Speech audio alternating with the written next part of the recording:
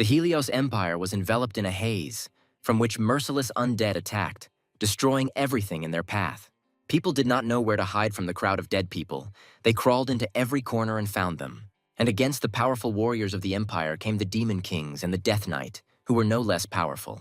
Our hero, the Death Knight, took on the Empire's most powerful swordsman, Eos. They fought on equal terms, but Eos felt like his legs were barely holding him up. However, he was able to reach the Death Knight's head and split the headgear. After this, our hero grabbed his head, and the world around him began to swim and sway. All this time, he was under the all-pervasive control of the Archlich. But now his mind has cleared up, and with it his anger at the one who took away everything that was most important to him with his own hands. Of course, it's not the city that they are destroying right now, it's something more valuable. When our hero raised his head, he saw fire everywhere. The Archlich brought this damned empire to its knees with his own strength. There is an old saying that the longer the wait, the sweeter the revenge. Ultimately, the Archlich achieved what he had planned 1,000 years ago. The ruler of the empire, Howard Adele Light, called him a disgusting monster, but for a hellish creature, this is a compliment. He exterminated the entire people of the Helios Empire, and one can imagine how joyful this moment was for him after so much time. The Archlich decided it was time to end the chatter and begin the coronation. To be called an emperor is hardly an exaggeration. The Demon Kings and the Death Knight did a great job. All that was left for them to do was to bring the imperial crown to their patron. This honor was bestowed upon the Death Knight, who had made the greatest contribution to bringing the Archlich to this point. He will receive nothing for this because he is a slave, and therefore, serving the master is the greatest reward possible. Our hero didn't bring the crown, he threw it up, which distracted the attention of those around him, after which he cut it down, at the same time attacking his master. The Archlich barely managed to defend himself, but the Death Knight managed to wound him. The Demon Kings immediately responded to the treacherous attack. The Archlich does not understand what his slave is doing because he did not give the order. Moreover, our hero is his strongest warrior, who was able to wound the master despite the fact that he had protection. But the Death Knight no longer needs commands. He acts according to his own will, and at this moment he wishes to kill the enslaver. The Archlich was sure that he had completely erased our hero's consciousness. But in reality, he never disappeared. All this time he was watching, locked in his own body. Our hero is his greatest creation. For his achievements, he will only allow him to release his anger this once, until he finds a way to regain control. However, this prospect does not appeal to the Death Knight. He got rid of the Demon Kings with one swing of his sword. In this case, the Archlich intends to strike back. He summoned from the other world a mountain of corpses of sinners, which crawled towards our hero like zombies. However, they are too weak despite their quantity. The Death Knight destroyed them all at once with his power. The Archlich saw what a monster, similar to the gods, he had created. Besides, this monster is furious, and it looks like there is no way to negotiate with him. But even if the body is destroyed, he will simply send his soul to another world, and then resume control of the Death Knight. But our hero, locked up all these years, could think of nothing else but killing him. And in order to kill the Archlich, he created a sword technique that could cut even the soul. He, of course, thought that such technology could not exist. However, I didn't want to take any risks, so I tried to dodge. But our hero is quite skilled, so he was able to hit the target. The Archlich screamed in agony. The death of his soul was quite spectacular. And when the body fell, the skull rolled across the ground. So the Death Knight sent him back to hell. Howard Adele Light watched the whole scene from the side, not understanding what was happening. Having won, our hero fell to his knees, experiencing joy and bitterness. It was all over.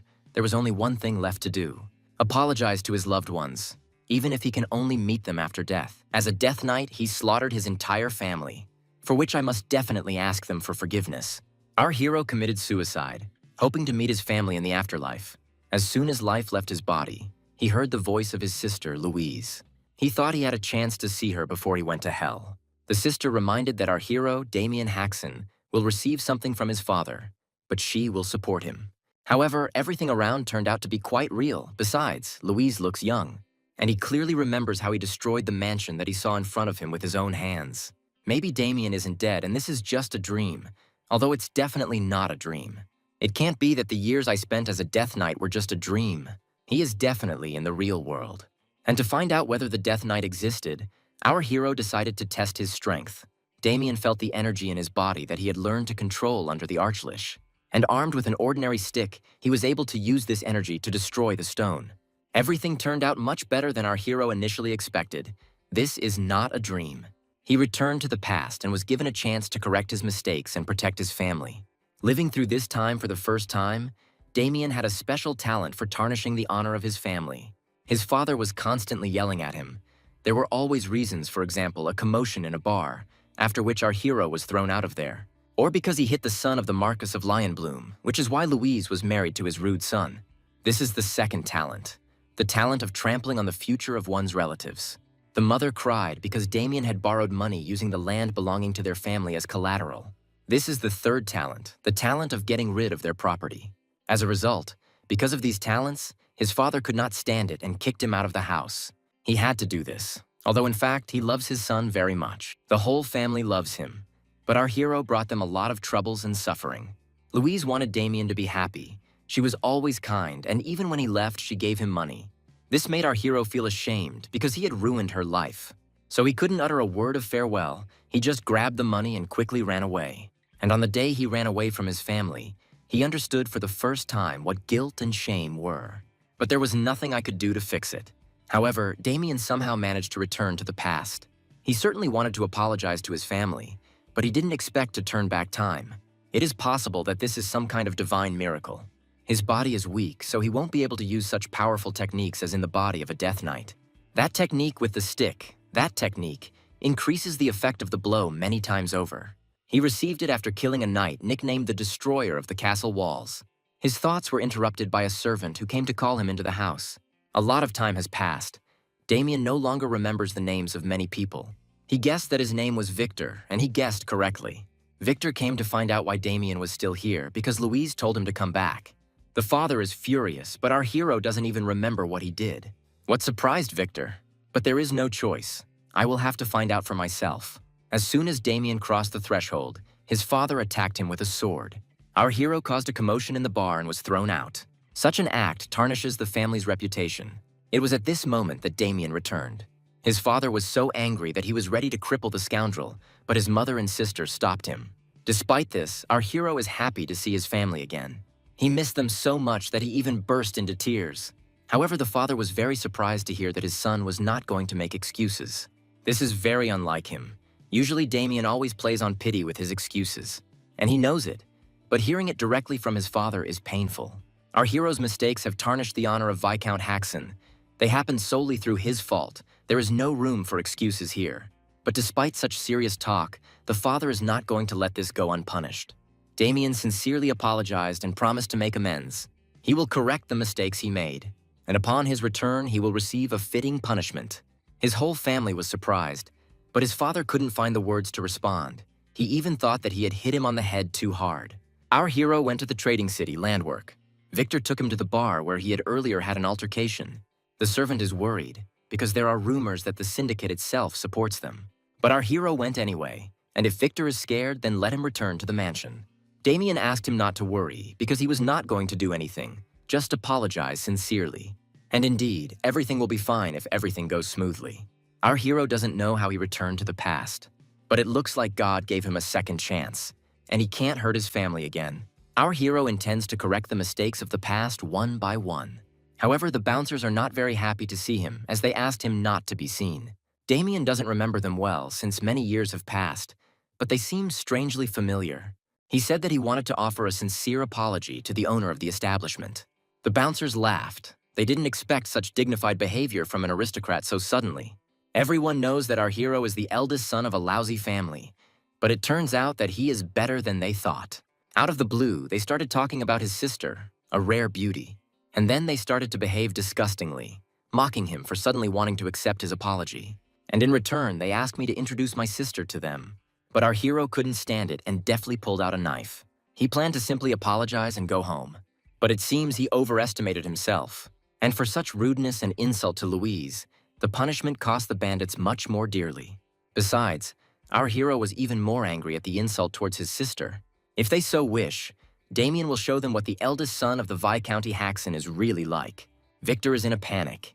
He thought that his master would sort everything out, and it won't make things 100 times worse. The brawl also attracted many curious spectators who wanted to watch. The second bandit began to frighten our hero with his status. No one has ever managed to get away with a conflict with the Black Snake Gang. Our hero finally remembered. The Black Snake is an organization that was expanding its influence in landwork around this time. This bar was one of those they had their eye on. When Damien complained about the food being too expensive, he was beaten and mocked in front of the crowd. Remembering this, he realized that they should apologize to him. The bandit won't be soft on Damien just because he's noble. However, he underestimated his enemy too much. Our hero believes that it will not be enough to kill them here and now, but he is still ready to restrain himself for the good of his family. However, he left a serious wound as a memento for the second one. Backup came out into the yard, the rest of the gang members arriving at the bar. At first, they assumed that our hero was a member of another organization, but he denied this, saying that he came to apologize, but realized that they should apologize to him. The bandits considered this rudeness and promised to shake the soul out of him. The leader ordered to take our hero. They all pounced on him at once, but our Damien handled it with ease. This body is weak. Shortness of breath has already appeared. Their leader tried to resolve everything with words and asked for forgiveness. But it's too late to back out. Our hero grabbed it with ease. At this time, there are many people relaxing in the establishment. Damien distracted the drunks with a spectacular appearance. He entered the hall with a hostage, holding a knife to his throat. You should have listened when he asked nicely. The people were so scared that they ran away in panic. And our hero, as if nothing had happened, went inside. The owner of the bar, Anderson Home, came out to him, not understanding where all the security had gone. With a calm face, Damien informed him that he had dealt with them. Anderson was surprised that someone had dealt with the members of the Black Snake, but still decided to find out who was disturbing the order. Our hero demanded that he apologize for the past incident, that he was beaten for making a remark about inflated prices. Because of this, everyone around him considers Damien an alcoholic and a troublemaker. Besides, such rumors affect his entire family, who has lost too much. However, Anderson noted that Viscounty Haxon no longer had any honor to lose. He doesn't intend to apologize after this speech and asks our hero to pay for disturbing the order in his bar. If he had simply asked for forgiveness, Damien would have forgiven him. Well, if he wants to play differently, then so be it. He will also pay for what he said. It turned out that Anderson had another security guard. He is quite strong and was able to stop our hero's blow. Damien felt a special energy. Anderson thanked Sir Ted for arriving on time. Our hero doubts that such a person should work in such a place. Okay, the Black Snake Gang, but the knight definitely shouldn't be here. Knights follow the path of martial arts their entire lives and are assigned ranks based on their skill level. Official knights are people with exceptional talent who can freely use aura, cleave mountains with one blow, and cut fortress walls like paper. This is why Anderson feels safe. After all, he is protected by the apprentice knight Ted, who is very close to the boss of the Black Snake. He thinks that our hero should already consider himself dead. This explains the weak aura that Damien felt earlier, although Ted himself is surprised because he didn't even materialize it. Now Damien understands why such a person works in such a place. He was probably thrown out because he wasn't talented enough to be promoted to the rank of official knight.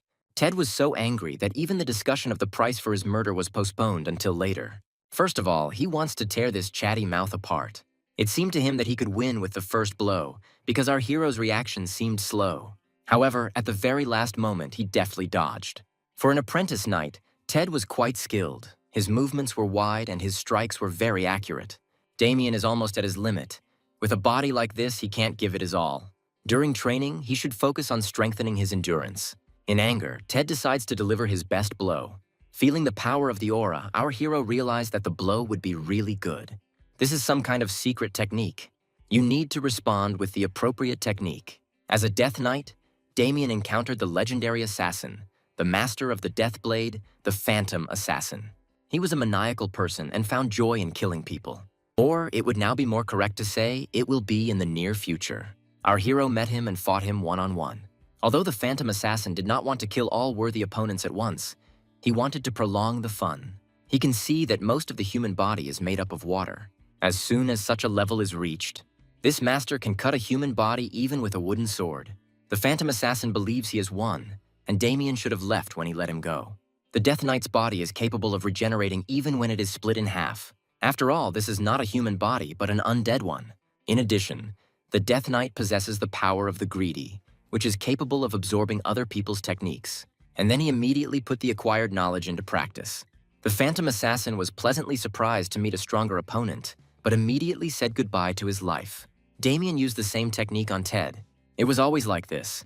Our hero's enemies could never believe what killed them. After becoming a Death Knight, Damien gained a unique ability, but Anderson is terrified because there is no one left to protect him. He decided to beg and apologize, to accept all conditions just to survive. In the end, our hero received the apologies he came for from everyone, including the beaten gang members, and including financial consolation, as compensation for the insult and inconvenience. Since their family was constantly losing money because of their eldest son, it would be great to bring this money home. Our hero called Victor to come inside and pack everything. He is horrified, surprised, and happy at the same time. If I hadn't seen it with my own eyes, I would never have believed what happened. Moreover, Victor doesn't understand when Damien managed to learn such sword techniques. The servant had never seen so much money in his life. But Anderson intends to take back everything that our hero took from him later, after talking with the boss of the Black Snake. However, Damien decided to keep something as a memento, because of the money, he almost forgot about the punishment. Our hero asked Anderson to convey a message to the Black Snake, that if they laid a finger on his family, he would never let it go. Although Anderson was scared, he still went to the boss, hoping for his influence. After all, such a bully cannot be invincible. He is sure that the Black Snake boss will find a way to put Damien in his place. Our hero is fully aware that this will not wash away his past sins. But in his new life, he will try not to disappoint his family anymore. That same evening, at the house of the Marquis of Lionbloom, Erwin Lionbloom spins in front of the mirror and tells his brother that love is always followed by pain. But he doesn't understand what he's talking about. He makes statements like he's about to go into battle. But this is not the case. Erwin is determined to find love. The next morning in Vi County, Haxon, Victor, and Damien returned home from the city with a huge amount of loot. Our hero hasn't slept this well in a long time, but Victor envies him because he was so worried that he couldn't sleep for a second. Damien certainly deviated a little from the original goal, but they got a big reward. And most importantly, rumors will soon begin to spread about how one daredevil got involved with Haxon's eldest son and was routed. And then no one will treat their family lightly anymore, and his bad reputation might also change a little. All this is of course good, but Victor is worried about the Black Snake, and besides them, Damien even beat up some knight apprentice. No matter how brave the bandits were, they would not dare attack a noble family, and even if they did, our hero would stop them. Even from the perspective of an ordinary servant, our hero's swordsmanship seems far from ordinary. Damien declined and said he was just training occasionally, and so the father found out that his son had returned and ran to him as fast as he could, preparing for the worst. It's become a habit. If Damien is absent all day, it means that unflattering rumors will soon reach us. He grabbed him by the shoulders and asked him not to say that he had caused trouble again. However, I was pleasantly surprised to hear that our hero had sorted everything out. And besides, he brought home a lot of money. Among the coins, there is also a deed to the land, and now his parents will be able to pay off their wage arrears. Damien said that he returned to the bar from which he was thrown out and cleared up the misunderstanding.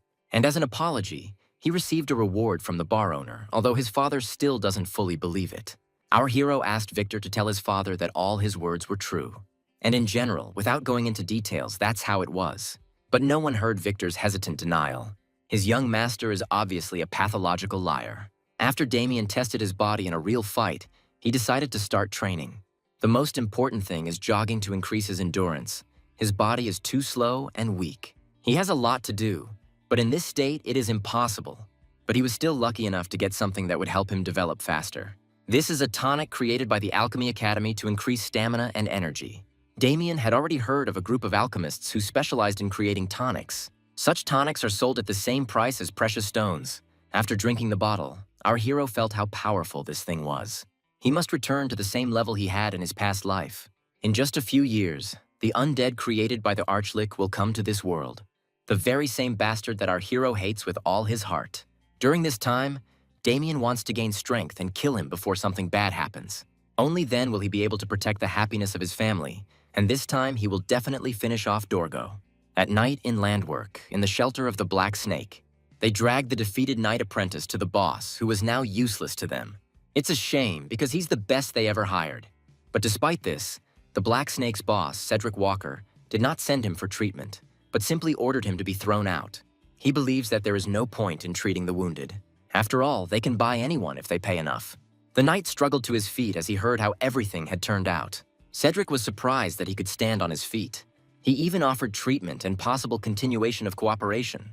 But Ted doesn't need such partners, because if it happens that he gets wounded again, he knows for sure that he will be abandoned. So, with the last of his strength, he decided to try to wound the son of a bitch, sending him to hell. However, he did not succeed. His legs were bound by binding magic. And then she entangled his entire body. A powerful magician came out to them and offered to make Ted the first target of the recently concluded contract. Cedric Walker decided that this was a good chance to evaluate the abilities of the new warrior. The magician began to read the spells, after which the magic enveloping Ted began to take some form. She turned into worms with a huge mouth and teeth, which began to destroy their victim entirely, even the bones. At the end, one leg fell to the floor. This sight was disgusting to everyone present, and the boss asked them to try to do it more carefully next time. However, he hired this magician because of Damien, who damaged the reputation of their gang. And since he is from the nobility, it is not easy to deal with him directly. The boss ordered to make sure that our hero suffers. And the worse things get for him, the higher the payment. But for now, it's only an advance. The magician accepted the money and asked to rely on him. The next day, our hero decided to train his strength. He built himself a barbell from what he found. The supplement I took earlier is very effective. My endurance has increased dramatically over the last few days. Although it's strange that nothing happened during these days, Damien was expecting the black snake right after the story in the bar. As soon as he thought about this, he heard someone watching him in the bushes. He immediately rushed into attack. However, it turned out to be only his younger brother Abel. Abel noticed that his older brother had become much stronger since the last time they saw each other. True, our hero's last meeting with him was a little different. He apologized for hurting him and offered him his hand to help him up. However, Abel did not come for an apology. He heard from his father that Damien had been asked for forgiveness at the bar. But he also heard that there was a fight in which many people were injured. His older brother could not possibly emerge victorious from it, which means he is deceiving the whole family. Damien corrected him, because it was true that he emerged victorious. Abel doesn't believe him, because he doesn't even know how to fight. He probably hired someone.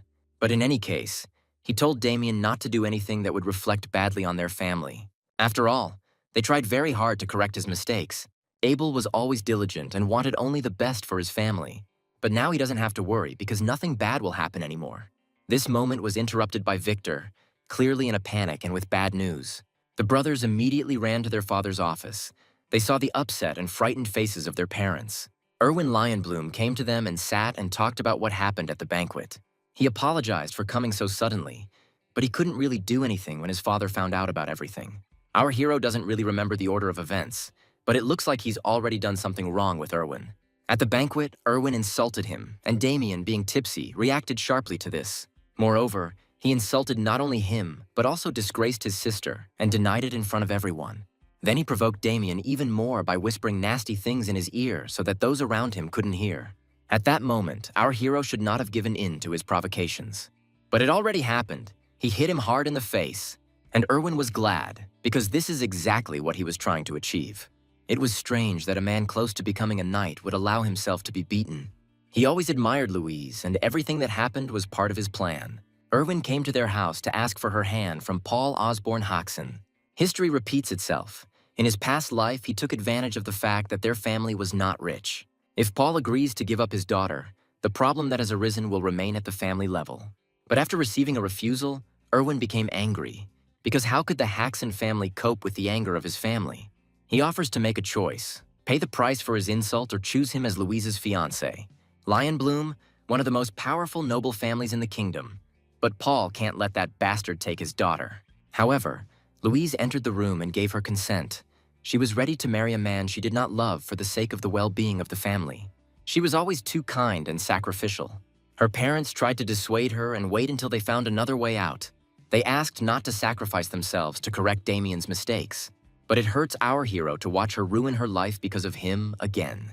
A sly smile had already spread across Erwin's face. He decided that he had achieved his goal. He called her a wise girl and warned that he would soon send an official request.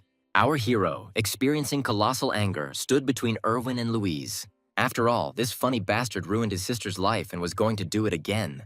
The first thing Damien said, few people could make out, so Erwin asked him to say it again so he could hear. But he only received an uppercut. Our hero shouldn't have given in to his provocation for the sake of his sister and family. But he can't just stand there silently. In his past life, when the maid announced that Lady Louise and Sir Erwin's carriage had arrived, Damien happily ran towards it. It was their first visit in a long time, and he missed her very much. However, when he wanted to enter the room, he saw a terrible picture.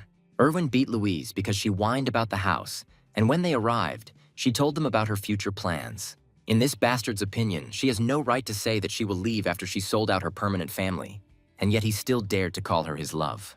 Erwin intended to educate her properly so that she would never dare to say anything like that again, and our hero watched all this in horror, standing behind the door. However, he was weak then, and he also blamed himself for her being taken away. This hatred has remained for years, but now he has the opportunity to fight back. And in this life, he will not allow that terrible story to be repeated. The knights guarding Erwin immediately came running to the noise. They were confused when they saw the second young gentleman lying on the floor. Now their swords are pointed at our hero, but Erwin himself stood up. He was angry that Damien dared to hit him in the face, and not once, but twice. The parents don't know what to do anymore, and Erwin suggested that our hero must really want to die. The security asked him to calm down, as people were watching and they would deal with it themselves. It's their job to deal with such rude bastards. But because they butted in, Erwin sent the one who talked the most flying. After all, it was his order to step aside. He asked Damien again how he intended to resolve the situation. Louise decided that Erwin would not leave her brother alone, so she tried to stop him. But our hero asked her to stay put and stop sacrificing herself. Our hero offered to fight a duel. If Erwin wins, he will do everything as he says. But if Damien wins, his opponent will have to forget about everything that happened. However, Erwin decided that these conditions were not beneficial for him, since Louise had already agreed to marry him. And our hero dared him, joking that he was afraid of losing. Erwin is confident in his abilities, and decided that this is an excellent chance to leave Damien crippled and take his sister. They all went out into the yard to have a duel. His parents hope that their son is so confident because he has planned something, and it would be better if that is the case. But Abel doesn't believe in Damien, because Erwin is already supposedly at the level of an official knight. Our hero further infuriated his opponent by saying that a fork would be enough to win against him. At first, he didn't understand what kind of strange joke this was. The Haxon family has already mentally lost everything they have. Once his confusion had passed, Erwin laughed out loud. Deciding that Damien had gone crazy with fear, he rushed at him. I'm not going to be lenient. However, our hero easily dodged his powerful blow. In this case, Erwin intends to use a technique that covers a wider radius. And the name of this technique is the Sword of a Fierce Roaring Lion. Our hero easily dodged these multiple attacks that flew at him like a whirlwind. This dexterity put Erwin in a difficult position. Damien was stunned by his opponent, thanks to his training over the past few days, and in a perfect analysis of the ball's art in the Lionbloom family, before the regression, he managed to fight with his brother Michael. And Erwin is much weaker in strength than his older brother. The enemy is furious. He is sure that Damien was lucky enough to dodge, but the next attack will be even stronger. Our hero was able to assess the situation, feeling Erwin's aura, and he chose the most suitable technique for this situation, the Holy Sword technique. True, he used this technique with just a fork, which made Erwin look like an idiot in front of everyone. And after Damien threw his sword aside, he went on the attack. He stuck a fork into his neck, but not too deeply, so as not to kill, but only to confirm the victory. Abel and Louise didn't expect this from their older brother, and their parents were shocked too. And Erwin's self-confidence is shattered. Our hero would of course like to kill him, but even killing him dozens of times for what he did would not be enough. Besides, it's better to stop this time for the good of the family. The winner has been determined. Now, as promised, Erwin must get out of their territory.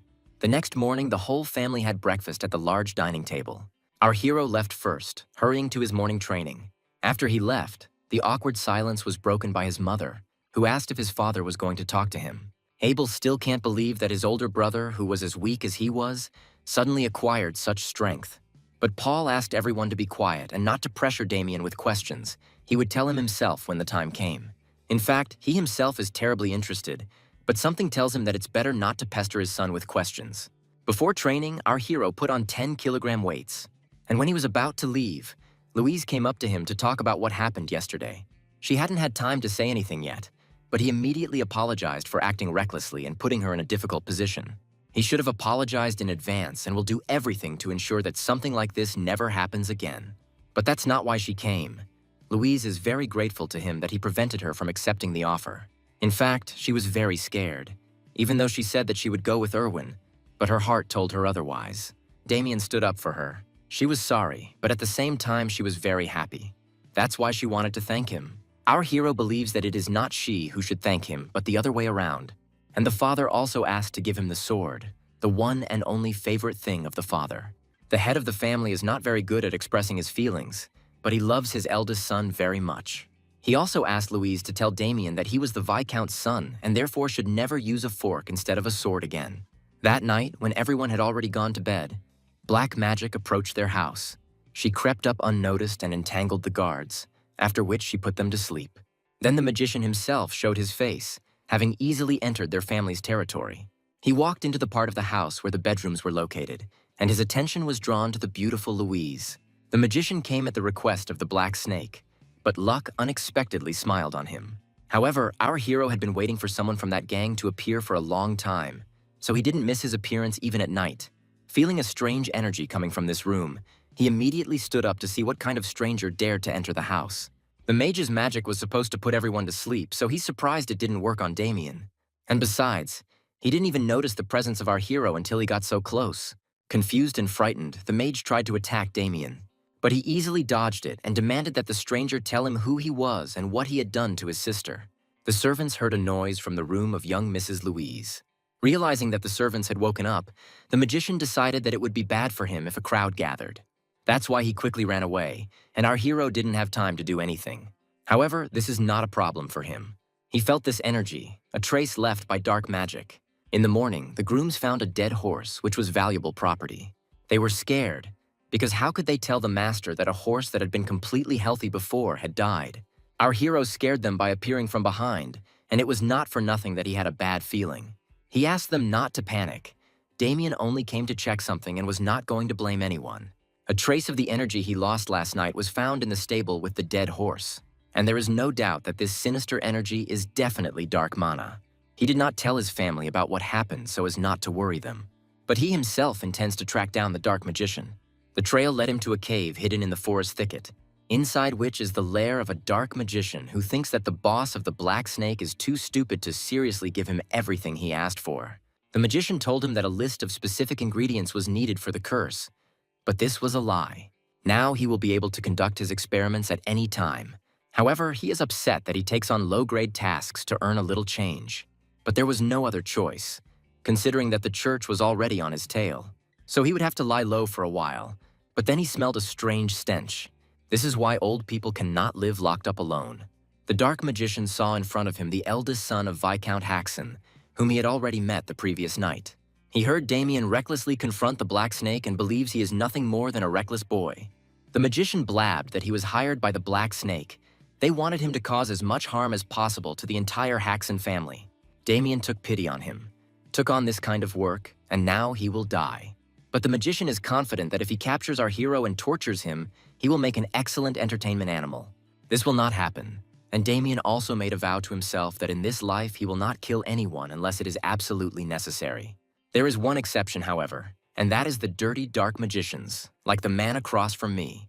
If our hero knows so much, then he is definitely not an ordinary guy.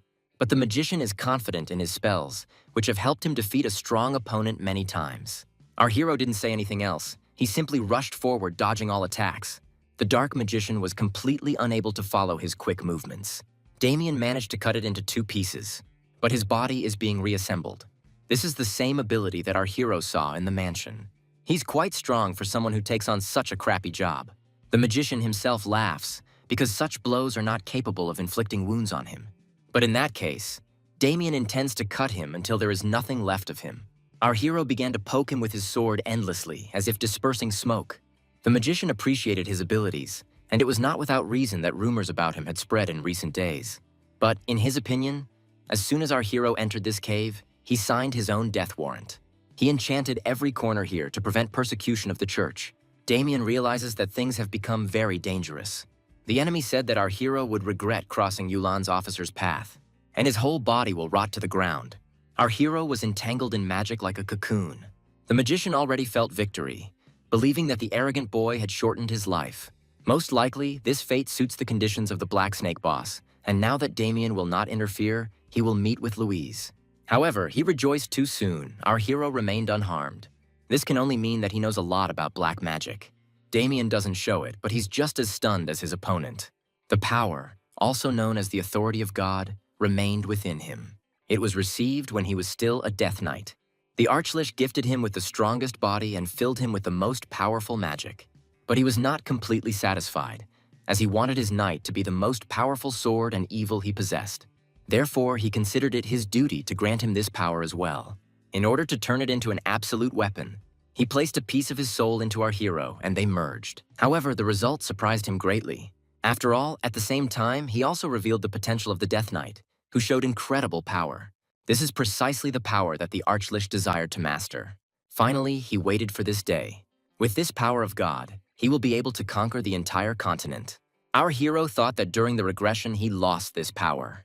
But it's her, there's no doubt about it. The Dark Mage has absolutely no idea how the enemy was able to survive his spell. However, Damien does not plan to reveal his cards. And by the way, the Dark Magician called himself an officer of Yulan. Our hero had heard about them somehow. It is an organization that specializes in assassinations using dark magic. So it's no surprise that the enemy is so capable. The Dark Magician understands that the longer this drags on, the worse the situation he finds himself in. He kept one card up his sleeve in case of an encounter with the church, but apparently, he can't do without it now. A powerful aura enveloped the enemy. He became an order of magnitude stronger and received a considerable amount of dark mana. There must definitely be an artifact that stores mana hidden in his bracelet. According to the magician, it no longer matters how Damien managed to cope with his spell. He certainly won't be able to cope with this and will burn in hellfire. Our hero was touched by hellfire, which burns forever, even after death. However, the Dark Magician seriously misunderstood something. Damien's power of the greedy does not cancel out magic. It completely absorbs all dark mana. The enemy is amazed. He does not understand how someone like our hero can wield such terrifying power. He will not know the answer to his questions.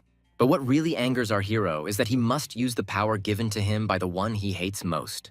However, in order to kill the one standing in front of him now, he has no choice but to use the Death Knight technique.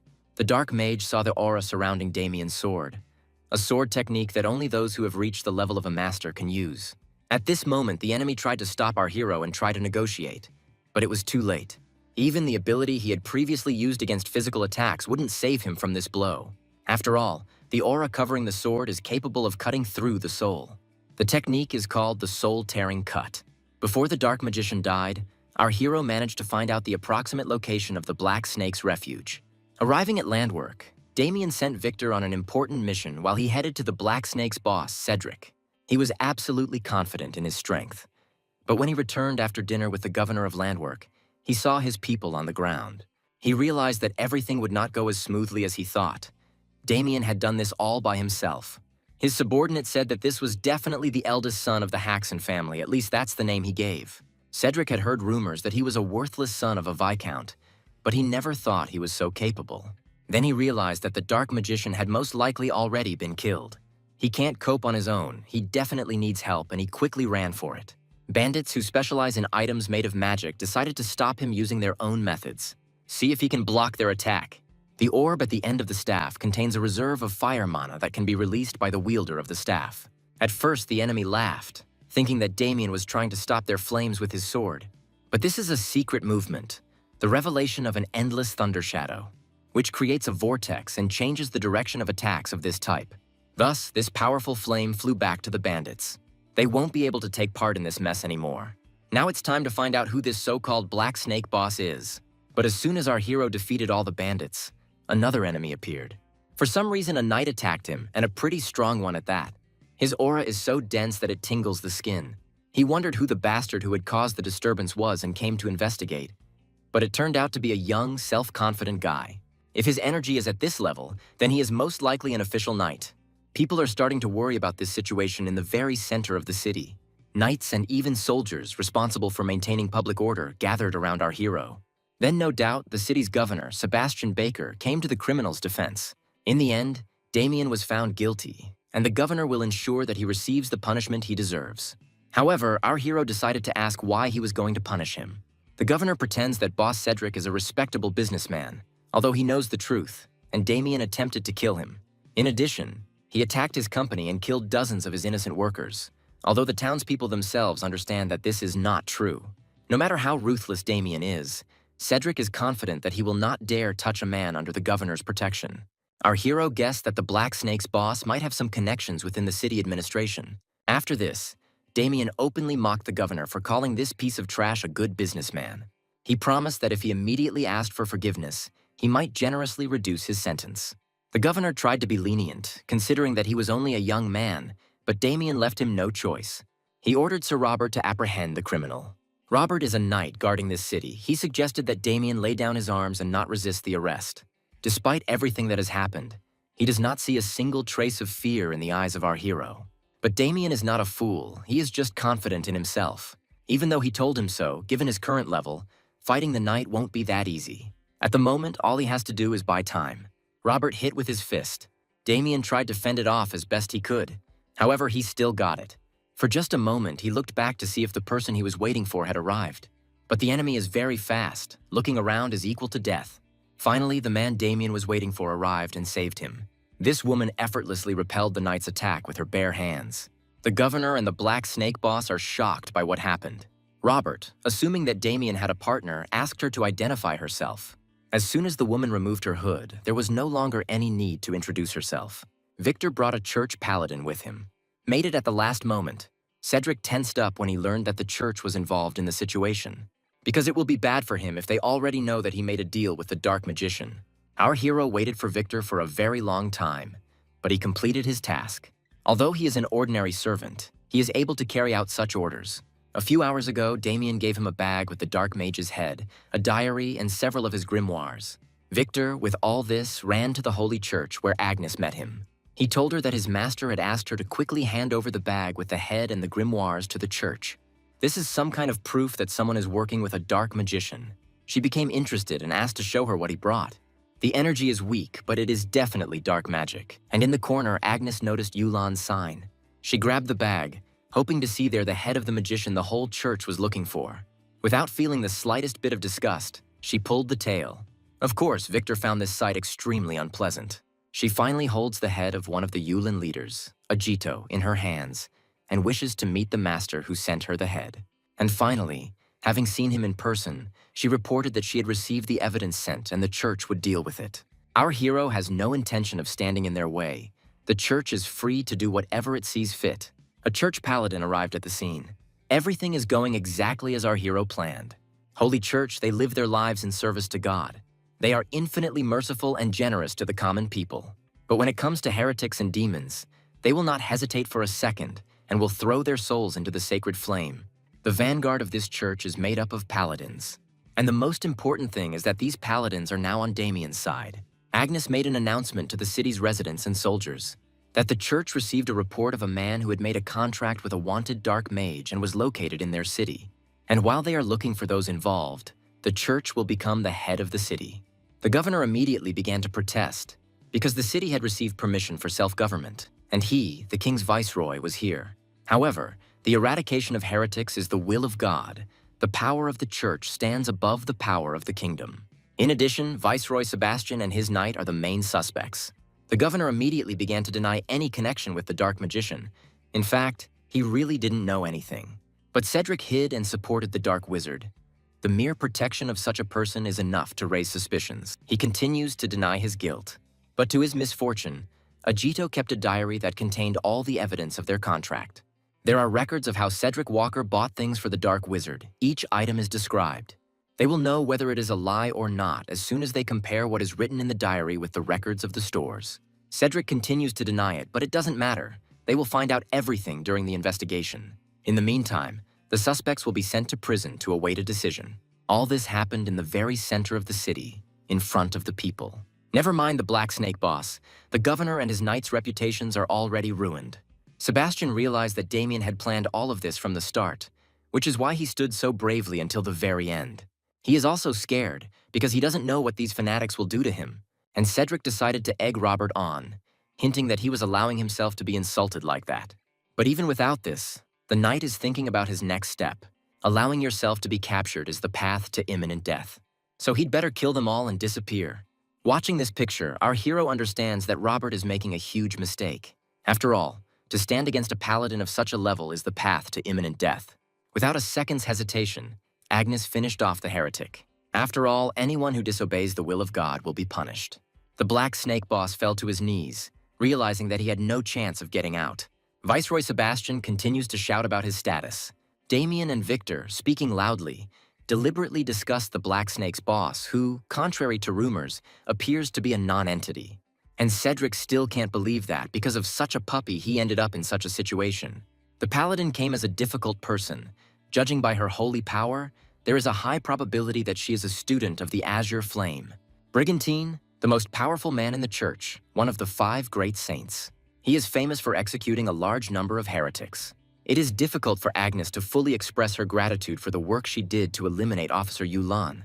For this act, the church acknowledges the fact of assistance and will not accuse Damien of anything. He pretended that they completely understood what she was talking about. But she had long since understood perfectly well that he had called the church to cover his attack on the Black Snake.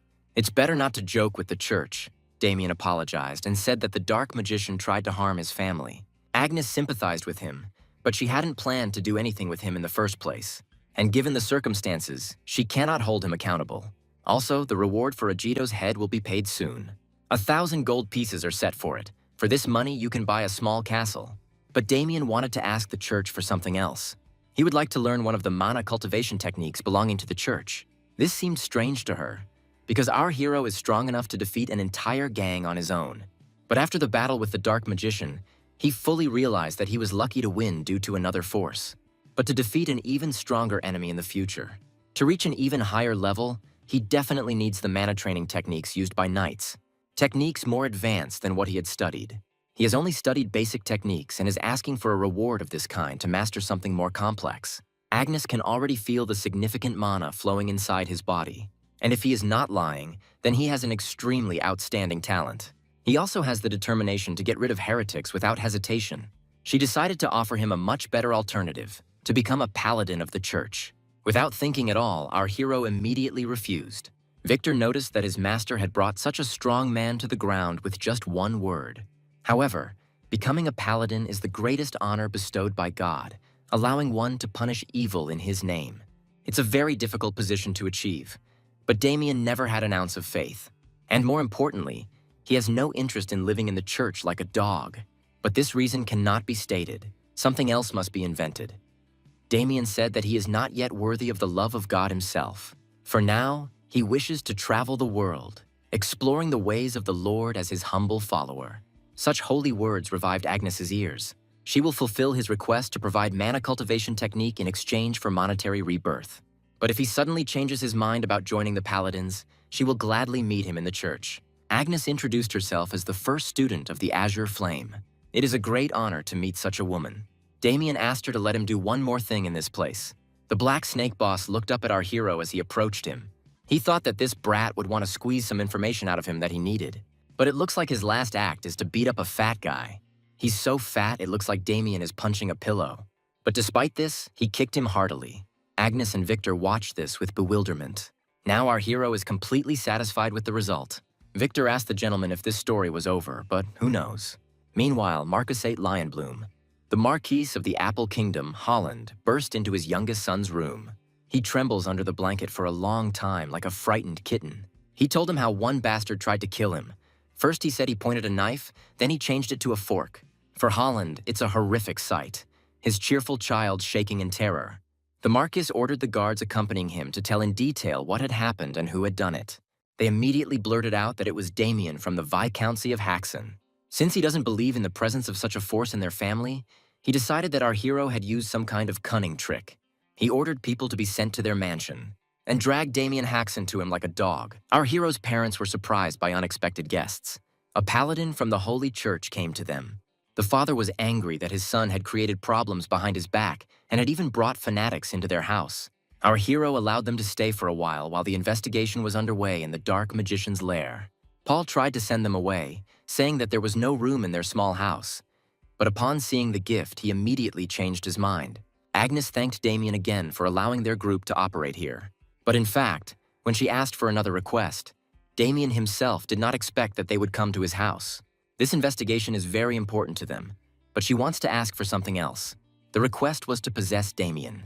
Of course she meant his joining the church, but the parents understood this in their own way and already came up with all sorts of things. Agnes gave him the mana cultivation manual he requested.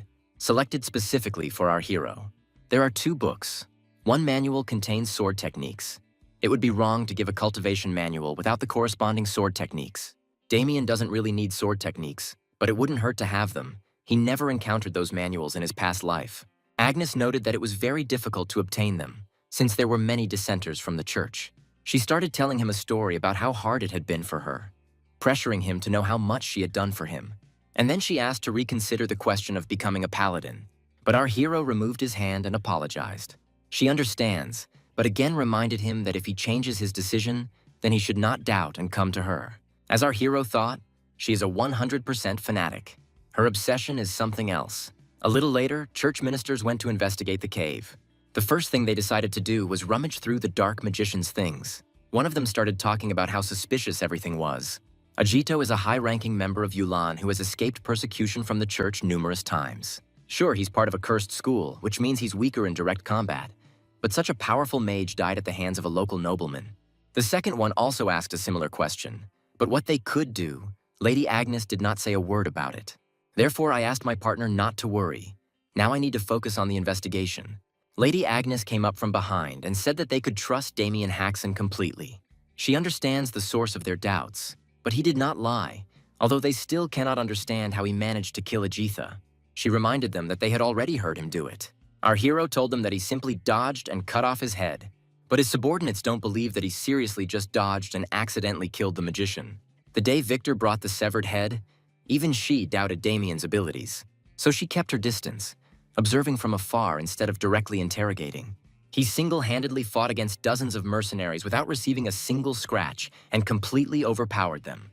But what surprised her most was that he reflected a fireball, or, in other words, a magic spell. Her subordinates were very surprised to hear this. Agnes had heard that those who had reached the level of a swordmaster were able to block all types of attacks, including magical ones. She doesn't claim that he is a swordmaster, but he is obviously an outstanding warrior, so she believed the story about Ajito's murder. Although her main reason for coming here was to pursue Yulan, in truth, she also wanted to take Damien along with her on the journey. For him to meet her teacher, he could become a valuable asset to the church. So she asked her colleagues to put aside their doubts and focus on the investigation. Meanwhile, more guests arrived at the Viscountcy of Haxon. These are several knights from the Lionbloom house who have arrived for our hero as ordered. They are so pampered that some of them can't even recognize the smell of cow dung. Such discussions began to irritate their leader, so he shut them up. Official Knight Garrick. They are almost at the very gates of the mansion. He arrogantly believes that it will be easy for him to complete the task and catch our hero. But Garrick thinks that this is not enough to compensate for the shame experienced by young Master Irwin and the Marquise. An old man walked past and didn't pay any attention to them, which made Garrick angry. Hearing in response that he was a resident of the Viscountcy of Haxon, he immediately cut off the old man's head. After all, in his opinion, an ordinary citizen does not dare to pass by without bowing his head upon seeing the Lionbloom family coat of arms. And the knight apprentices sitting behind thought that this was too much, because the old man was blind, but they did not dare to say it out loud. Afterwards, Garrick looked at them and said that he had a brilliant idea. When they get to the Haxon family mansion, they'll drag that bastard Damien out of there. And then, right in front of him, they will finish off everyone who catches their eye. Due to a collapse at the crime scene, church officials were unable to gather sufficient evidence. Agnes reassured them, saying it was okay. They had done a good job anyway. On their way back to the Viscountcy of Haxon, they met Damien. He studied the materials on mana cultivation from a book the church provided him, and Agnes was amazed by what she saw. The destructive energy technique she gave him should be a cultivation method, allowing those who have reached the highest level to absorb the surrounding mana. But it's incredible to reach the peak in just a few hours. Opening his eyes, our hero saw their admiring glances and learned that they had already completed their investigation in the cave. She certainly wasn't exaggerating when she said that this book was hard to get. In his past life, Damien was a sword master, so the sword technique had no value to him, but this cultivation method was extremely useful. The destructive energy technique was created to compensate for the heavy mana consumption of the destructive sword technique. Thanks to this, it allows you to accumulate mana faster than other techniques, and even temporarily attract external mana. It was time for dinner, and Agnes suggested they go back together. But suddenly our hero felt a strong thirst for blood. The saboteur arrived. Damien has urgent business, so he will go first. The diagnosis asked me to return at my own pace, after which he ran home as fast as he could. Church officials praised its incredible speed while using little mana. Therefore, they understand that he controls mana with extraordinary precision. Agnes is very curious about how far Damien Haxon's limit is. At this time, Victor gets his fill from the Knights of Marquise Lionbloom's students. Once again, an innocent man is suffering because of Damien. Victor simply did not listen to their orders to bring our hero. However, the servant does not intend to betray his master and allow the uninvited guests to harm him. The servants, seeing what was happening, called the head of the family to sort things out. He asked them to stop immediately. The knights greeted him with glee. The first thing Paul did was run to Victor to check if he was okay. "It's terrible that knights can attack a civilian like that." Garrick replied that it was nothing compared to what their family did to the Lionbloom family. He announced that Marquise Lionbloom demands that Damien Haxon be brought to him. If they give it away calmly, the earth will not be harmed. Paul is convinced that Garrick is definitely lying, and even if he gives them his son, they will turn their house into a sea of flames. Therefore, he declared that he would never hand over his son to these scoundrels. Garrick ordered his men to destroy everything around until Damien himself came out. Paul's cries for them to stop were completely ignored, but our hero made it in time. Even his own father was frightened by the strong aura surrounding him. The night students were unable to immediately assess the situation and were about to attack. But then they noticed that something was happening to their bodies. They couldn't even move. Our hero approached his father and Victor to find out if they were okay. The servant's bruised and swollen face made Damien very angry. If Victor had not been born with a strong body, he would have died from such a beating. And in that case, he would have beaten all three of them to death on the spot, so you could say they were lucky. Garrick heard talk that our hero was brave enough to challenge the Marquise. However, I am convinced that he feels very confident because he defeated the nobleman using a pathetic trick. Garrick ordered his men to break Damien's legs and force him to kneel before him. Our hero just wanted to release the accumulated mana that he had collected during cultivation training and test new destructive energy techniques. So it was quite convenient that the ideal targets came to him on their own. He will be able to try out his techniques on them at a new level. Lavender took off. The second one flew away after that, without being able to land a single blow. Having fully experienced the power of Damien Haxon, Garrick did not expect that his knight students would lose so shamefully. Victor gave him a thumbs up, meaning that everything was fine and that his master's powers were great. Our hero realized that his servant turned out to be quite interesting. Garrick realized that his master Erwin was not a victim of cheap tricks. However, he still doesn't understand why a scoundrel like Damien has these skills. But he will never know this, because our hero is not in the mood for conversation. This sight and the answers led the knight to a conclusion. He said that the man in front of him was not actually Damien Haxon. Paul and Victor were surprised by such a statement, but our hero called it nonsense. The knight believes that this is a trap set by the attack dogs to stop the Lionbloom family from prospering. And Damien is not real, most likely an imposter who was hired to defeat the young master Erwin, thereby humiliating the good name and causing harm to the Lionbloom family. Our hero called Garrick stupid, even worse than he thought. One of the student knights was so frightened by what was happening that he decided to pretend to be unconscious. Paul and Victor supported Damien, rooting for his victory. Garrick intends to fight our hero one-on-one. Damien seems skillful to him, but the knight is about to interrupt his luck. He will do this in half a step as soon as our hero enters his range. Then Garrick will cut him in half in the blink of an eye. However, as soon as his sword approached Damien, he stopped it with his sword. As expected from Lionbloom, they sent a full-fledged knight this time. Garrick decided to jump back to avoid other possible surprises. He can't believe that Damien managed to parry his blow. Assuming it was a simple coincidence, he tried to attack again. But our hero simply brushed him off, even calling him slow. Now it's his turn to lunge.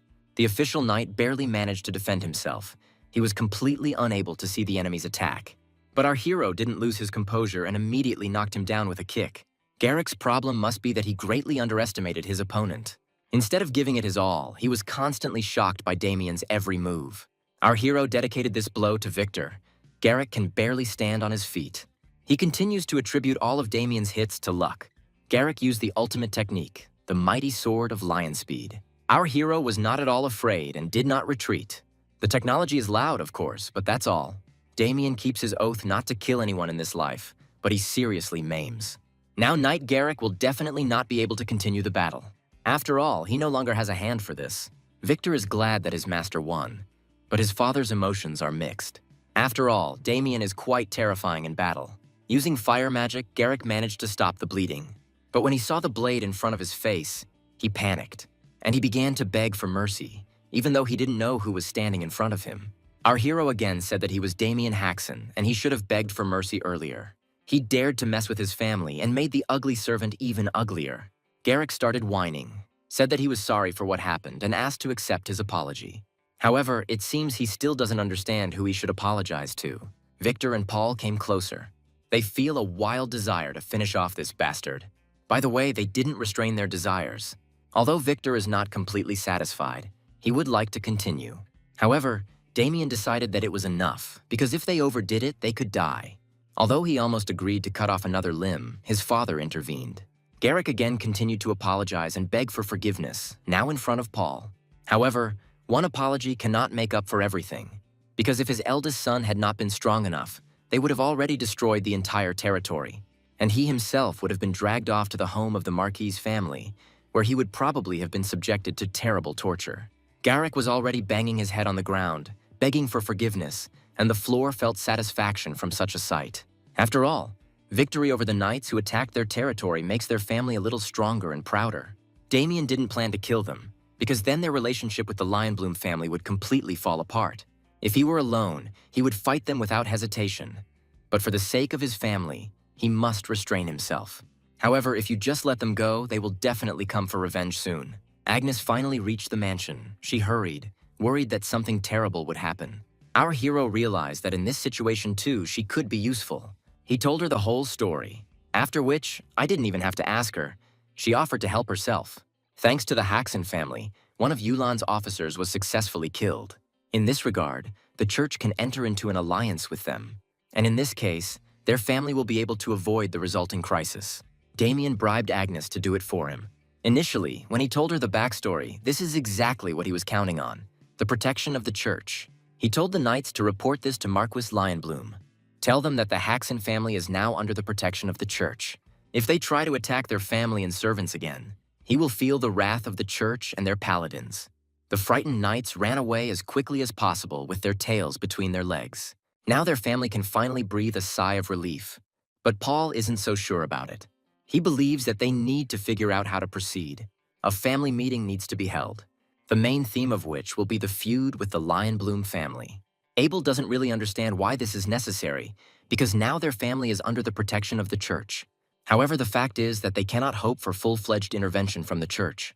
The church is not deeply involved in the affairs of the nobility, and the Marquis's power does not rest entirely on their military might alone. If they wanted, they could destroy a small noble family like theirs in many ways. Right now they have two options: either pay up or enter into a protective pact with another family. But Agnes decided to offer another way out. Sir Damien Haxon could become a paladin. Our hero didn't expect her to throw away this card right now. He voiced his reluctance in front of everyone. Since Damien is unwilling, his father said that this option will not be considered. For some reason, this made Abel very angry. It was as if our hero was being indulged. After all, if he becomes a paladin, all these troubles will end. Abel suggests that his father simply give the order. Then they won't even see Damien, who always brings trouble much. After all, it all started because of him, and he is sure that Damien should pay for it entirely. However, Abel probably felt his father's anger for the first time. He felt uneasy, although he didn't move from the spot. Abel is right that Damien provoked the conflict, but the blame does not lie entirely with him. After all, the Marquis's second son had lustful intentions towards Louise. If not, he would have done something else nasty. In fact, Damien protected Louise from the plans of the Marquis's second son instead of her helpless father. Therefore, no one should condemn our hero for this. He tried hard and spoke out against those who insulted their family and paid them back according to their deserts. Damien never thought his father would take it that way. He even felt awkward, but he had to do it. Paul will take care of this problem in the future, because he doesn't want his son to decide everything on his own. The butler intervened in their conversation, asking for forgiveness for disturbing them. A man from the Gold Pixie Duchy arrived to see them. Young Master Damien had borrowed money using the family's wheat fields as collateral, and the payment date was approaching. Our hero didn't know that he had already done this. The happy family idyll didn't last long. We need to deal with the new consequences of that stupid idiot from the past life.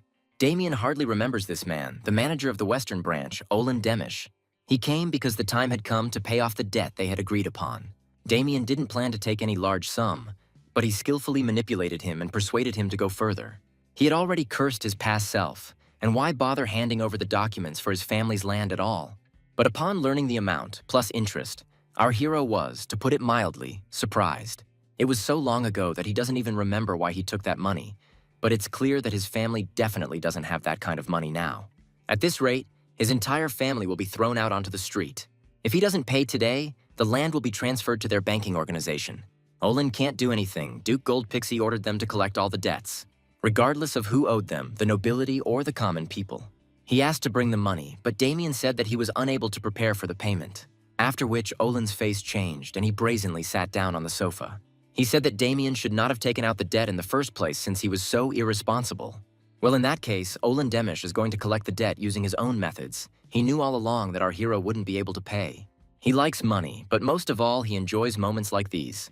He loves to watch arrogant nobles grovel before him, and he is eagerly awaiting to see what face young Mr. Haxon will show him. The mere imagination makes him shudder. While Damien deals with his guests, the family anxiously awaits news, especially the guys, but the girls peacefully drink tea and try to calm them down. Damien said that he would figure it out. Mother suggests trusting him and just waiting. However, before this, he solved problems with a sword, and fighting skills and negotiation skills are not the same thing. Father is afraid that he will start a fight here too. Overall, his guesses were not far from the truth.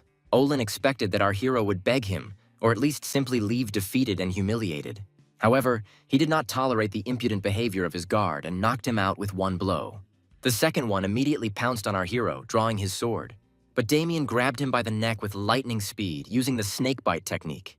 By law, no one dares point a sword at a nobleman. It turns out that it was ordinary self-defense, nothing more. Olin was left completely unprotected, completely alone in front of the monster. He became truly scared as Damien approached. However, our hero is now ready to move on to negotiations. He asked his guest to relax his legs.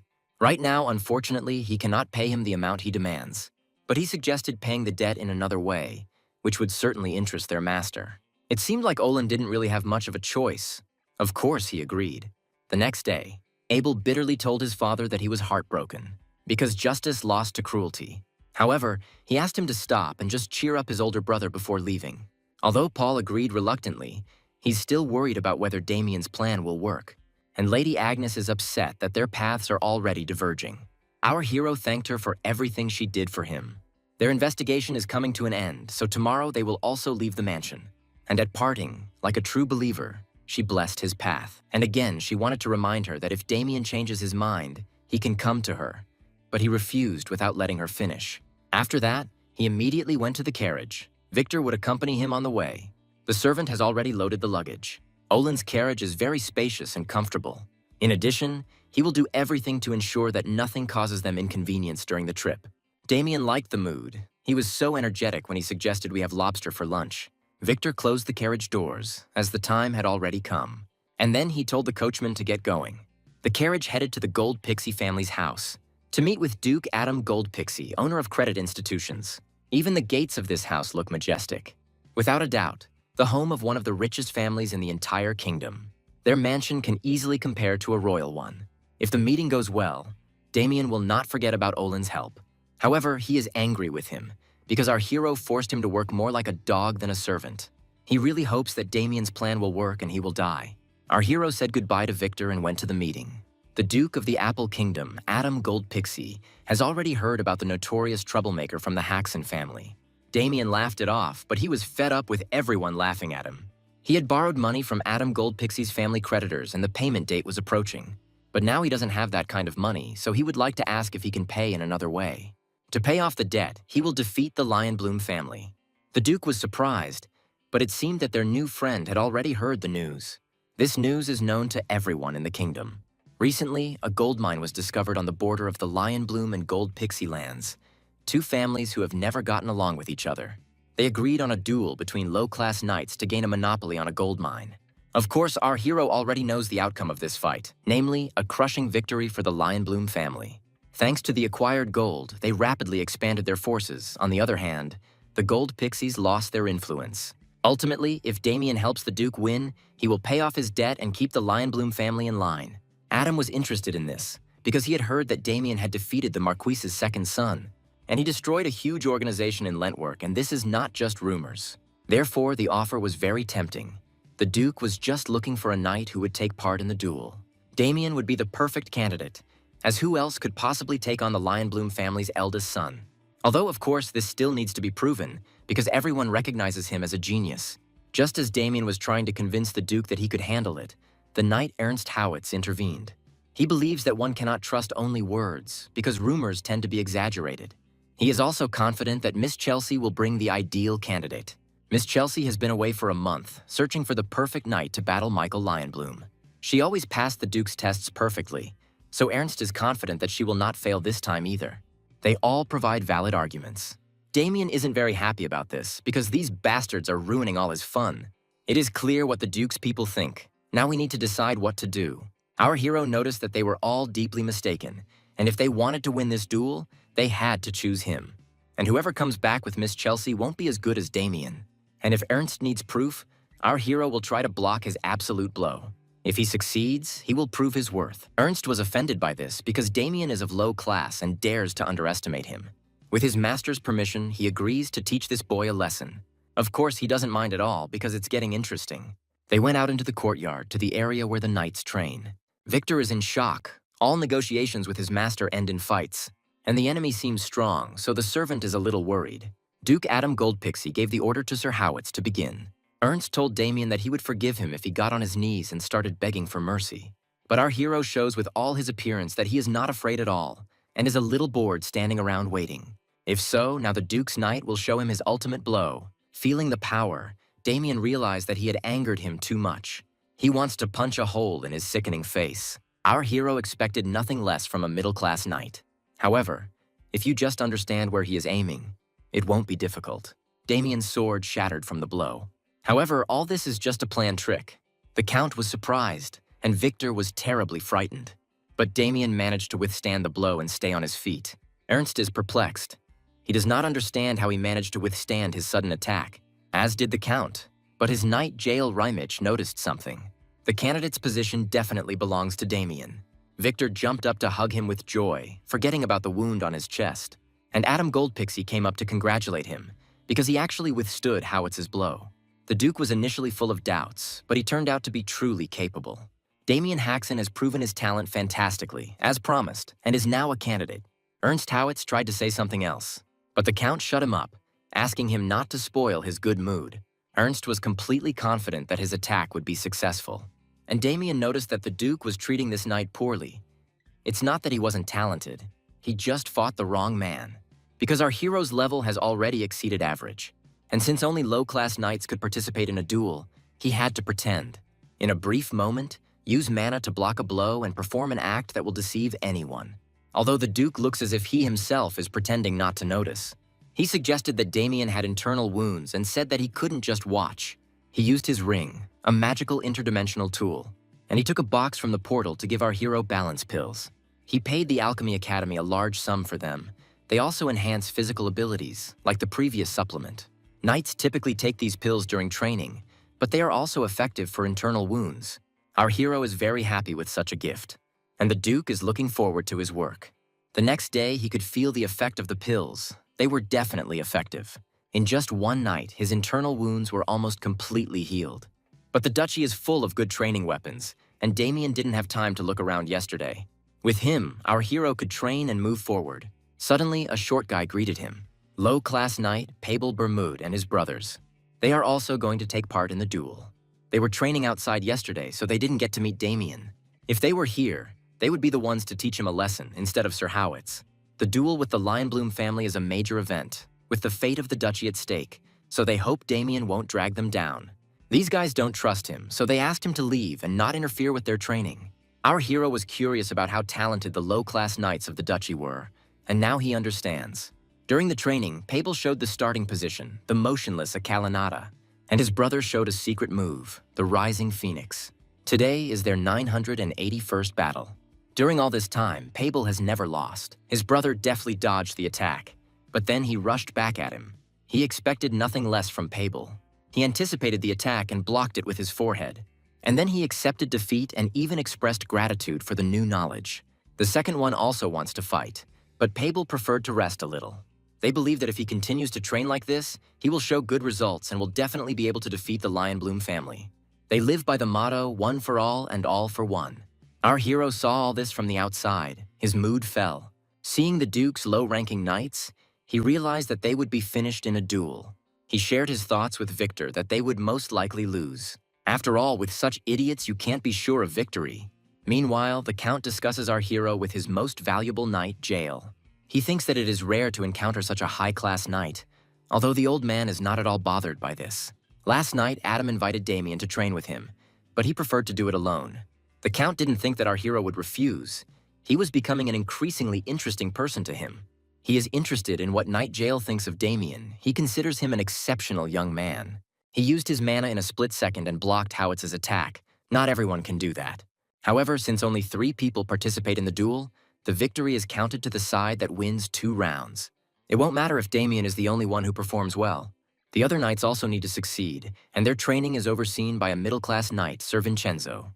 Therefore, Jael believes that there is nothing to worry about. But our hero considers this a huge problem that he did not foresee. Not only are they stupid, but they are also in terrible physical shape, and they only boast about their skills, which they don't have. With this level of skill, there is no doubt that they will lose, so Damien will have to intervene. If he wants to get rid of the debt, he'll have to do something about these idiots. Our hero suggested that they spar. Pable decided that Damien had thrown down the gauntlet after seeing them in action. So the first one volunteered, but our hero had in mind a sparring match against all 3 of them at once. He suggested that they attack him simultaneously. These low-ranking knights decided that they were facing an arrogant fool. Although it goes against the knight's code, he greatly angered them with his prejudiced attitude. However, before they even noticed, they found themselves lying on the floor. We didn't even have time to understand how it all happened, because Damien is very fast. Pable came to the creation first and saw the brothers nearby. Our hero called him pathetic as he thought. Pable remembers how they attacked him together, but after that, everything is a blur. He begins to remember that Damien easily dodged all the fists, after which he quickly knocked out his brothers and then set his sights on Pable himself. He tried his best to reach the target, but Damien brushed him aside like a mosquito. Experiencing severe pain, he immediately lost consciousness. He couldn't even imagine that our hero, who had a certain fame, would be so strong. Monster, take down 3 without even breaking a sweat. Afterwards, Damien asked who trained these idiots. Pable said that their teacher was Sir Sebastian Vincenzo, a knight of the middle class. Our hero would suggest that they stop training under his command, but he does not want to ignite a conflict. So he told them to come back after training with Vincenzo. From that day on, they would spar with Damien every day. Pable suggested that if Sir Vincenzo saw bruises on them, he would suspect something was wrong. But our hero promised that no matter how hard he hit them, there wouldn't be a scratch left on their bodies. And really, if you think about it, even after he just beat them up, they are physically fine. This is possible because our hero had previously studied a special way of beating people. Once upon a time, there lived a man who wandered the continent and retrained criminals. He was known as a character transformer. His method was simple. He would beat people for an hour straight, and if that didn't work, he would double the duration.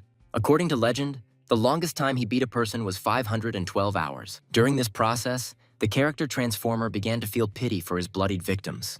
Then he thought about how to beat a person without endangering his life, and so he created the technique of the invisible strike. This is what Damien used on those idiots, this secret art that causes severe pain but leaves no marks. He hoped that now they realized how weak and useless they were. But Damien has a whole month before the duel, during which time he will turn them into useful insects. The guys were surprised by this. It's time for them all to get back to training now. But the Duke's assistant came running. For some reason, he was looking for Damien. Adam Goldpixie calls him to his office. The Duke's daughter, Lady Chelsea Goldpixie, has returned home. Ernst is glad that she returned safe and sound. A month passed, and she found a knight worthy of fighting in a duel. This is the low-class knight Guillermo Blackwing. Others had heard of him as a famous mercenary. He participated in the War of the Kingdom of Eclaipan and killed almost all the low-class knights. Rumor has it that no low-class person can defeat him. Guillermo earned his title during the war through brutal acts that only a wild beast could commit. He swore allegiance to Chelsea and also promised to take part in the duel. She is confident that he will definitely be able to defeat Michael Lionbloom. The other knights also believe that this is true. In their opinion, Guillermo has already achieved perfection. This is good news, but the Duke is having a difficult time making a decision. He still hasn't presented his candidate to Chelsea. The first candidate for the duel, Sir Damien Haxon. She didn't immediately understand what exactly her father meant. After all, she asked him to wait for her, although he didn't say that he would. Then she suggested simply changing the representative. She thinks that there is nothing to think about here, since she herself has never heard of Damien. In her opinion, it is obvious that Sir Guillermo should be chosen, instead of some unknown knight. Of course, Sir Guillermo is a renowned knight, but Sir Damien is strong enough to block Howitz's ultimate blow.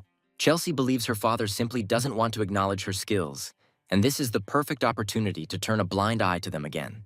She continued to point out his disrespect for her, but Adam immediately shut her mouth. She asked for forgiveness, citing fatigue from her journey. Our hero noticed that they held a grudge against each other. The Duke dismissed his daughter, saying that he would first discuss the matter with others. Hearing this, Guillermo laughed out loud. After all, why come to a common decision through conversations if you can decide differently? Jael tensed up at such rude and disrespectful behavior. However, in some ways he is right. They can fight, and the winner will go to the duel. Chelsea asked him not to interfere and wanted to shut him up. But the Duke liked the idea too. The strongest must go to the duel, that is true. But Damien said that it is not necessary to resort to fighting. He extended his hand to his opponent, also wanting to check something. Our hero suggested deciding who is stronger here and now. Seeing a small guy in front of him, Guillermo apologized in advance that he could tear off his arm. But then Damien will be gentler and will stop only at the dislocated shoulder. This provoked Guillermo, and he immediately grabbed his opponent's arm. However, immediately his feet left the ground. Everyone was very surprised that Damien had knocked out the famous mercenary with such ease. Jael, who was knowledgeable in martial arts, could see how amazing everything was. Guillermo Blackwing was the first to try to grab Damien Haxon's arm. However, Damien used Guillermo's strength against him and threw him to the floor. Jael saw in our hero not only strength but also ability. However, this made Guillermo very angry. No one dared to humiliate him like that in front of everyone. The mercenary turned out to be much stronger than our hero assumed, because he really tried to dislocate his shoulder. The enraged beast immediately reached for the weapon. He promised to tear our hero apart right here. Chelsea tried to calm him down, but he completely ignored her words. Then Jael intervened, stopping the madman without taking a single step. It wasn't that he was defending Damien. It was just that no one had the right to brandish a weapon in the presence of the Count. Jael's aura causes very strong pressure. He did not rise to the highest class through empty merits. He would only turn a blind eye to such a thing once, taking into account the honor of Lady Chelsea. However, it is important to keep in mind that there will be no second chance. When Jael laid down his arms, Guillermo fell to his knees, exhausted. There was a slight commotion. It would be better if Sir Damien retained his position as candidate. Ernst is convinced that it was an unfair fight. He excused Sir Guillermo by the loss of strength caused by the trip. Besides, he is a knight who uses weapons. He cannot be judged in a fistfight. Chelsea took up the idea, trying to force an official duel between her knight and Damien. The Duke asked her to stop insisting, but she didn't listen and continued. Then Adam got angry and asked her to stop bragging about her incompetence. Then she got scared and suddenly shut up, and also apologized for her rudeness. Our hero stopped their argument. He asked the Duke's permission to accept the offer of a duel. Adam Goldpixie was curious, so he didn't interfere. Victor doesn't understand why his master is constantly asking for trouble. Our hero asked not to bother him with questions. He has his own reasons for everything. On the street, they came across the forge that the Duke had mentioned earlier. Since Damien's sword was broken in the fight against Sir Howitz, the Duke asked the blacksmith for a new one. Our hero could have defeated a scoundrel like Guillermo with a simple wooden sword, but there is no reason to reject the Duke's kindness. The blacksmith had been warned of Damien's arrival, so there were no problems. He led them to the weapons. Even Victor, who had nothing to do with fighting, became interested in seeing the arsenal. All the weapons looked simply amazing, and Victor might find something for himself too. Our hero saw a very familiar sword among all the others. It was custom-made for a knight who once worked for a duke.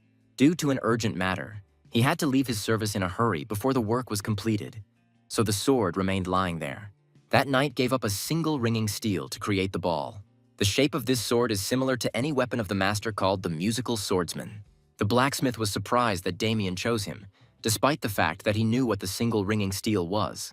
Unlike regular rare metals that increase mana, the one ringing steel has a unique temperament that pushes out mana and causes waves. The knight who ordered it called this sword the Sword of 1,000 Li.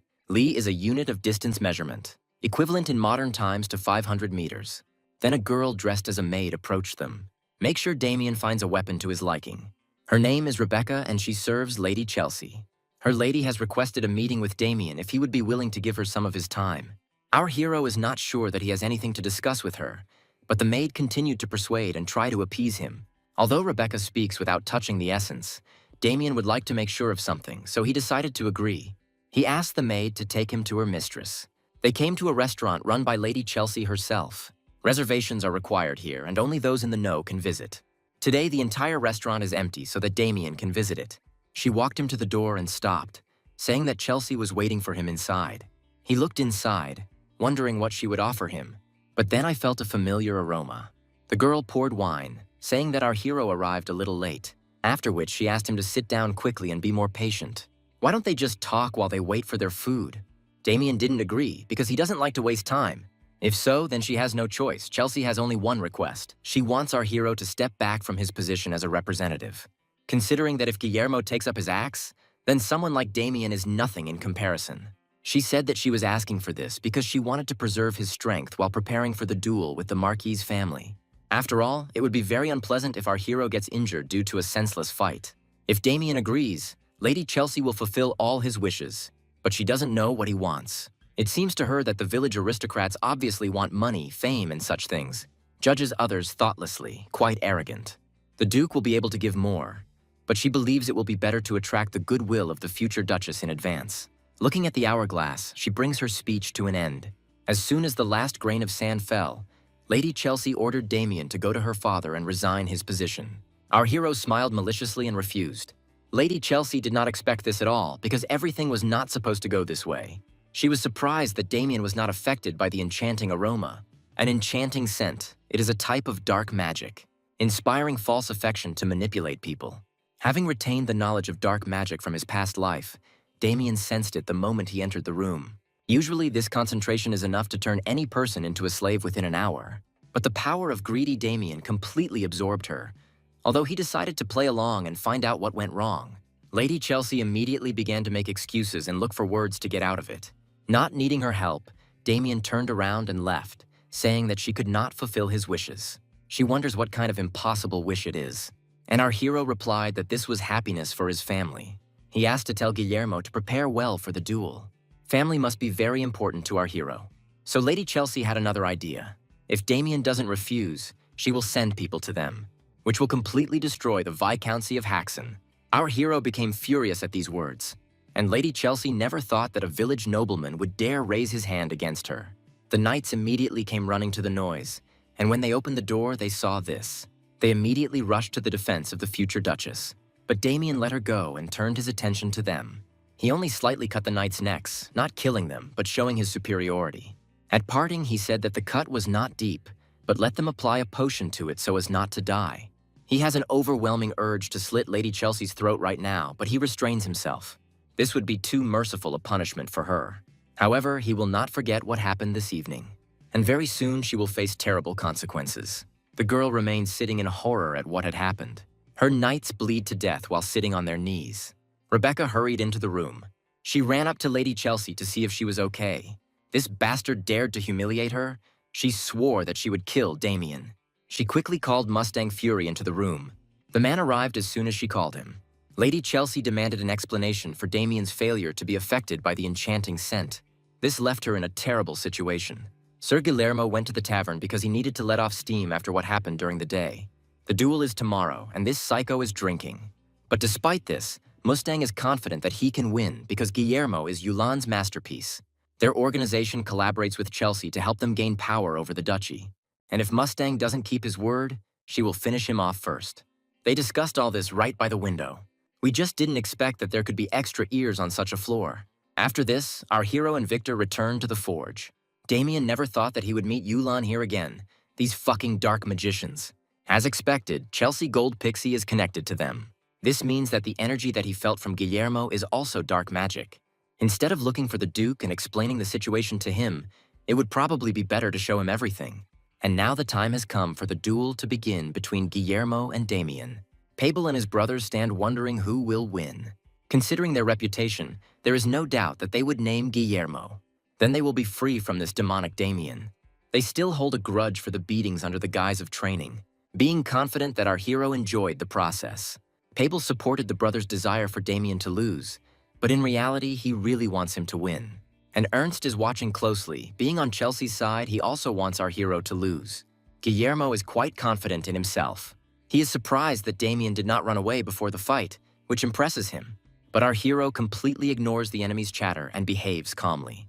The Duke arrived a little late and announced that, as promised, the winner would take the place of the representative, and also hopes that everyone will accept the outcome with dignity. Although Lady Chelsea is completely confident of her knight's victory, Adam Goldpixie raised his handkerchief to announce the start of the duel. Guillermo immediately took out his weapon and confidently walked forward. He intends to show our hero why he is called a wild beast. As the axe approached Damien's head, he prepared to parry the blow. An amazing sword that he took from the forge will help him with this. When this sword releases mana, it resembles a whirlwind or a strong wind, depending on the wielder. This made Lady Chelsea and Rebecca worry, but the Duke and Jael appreciated the mastery of such an unusual technique. Guillermo is furious. He doesn't understand where our hero got such strange tricks from. The streams released by this sword can have either a large or a small area, which attack like projectiles from a distance, the force of which is not inferior to a good blow. Once Guillermo's anger had subsided, our hero moved on to the next part of his plan.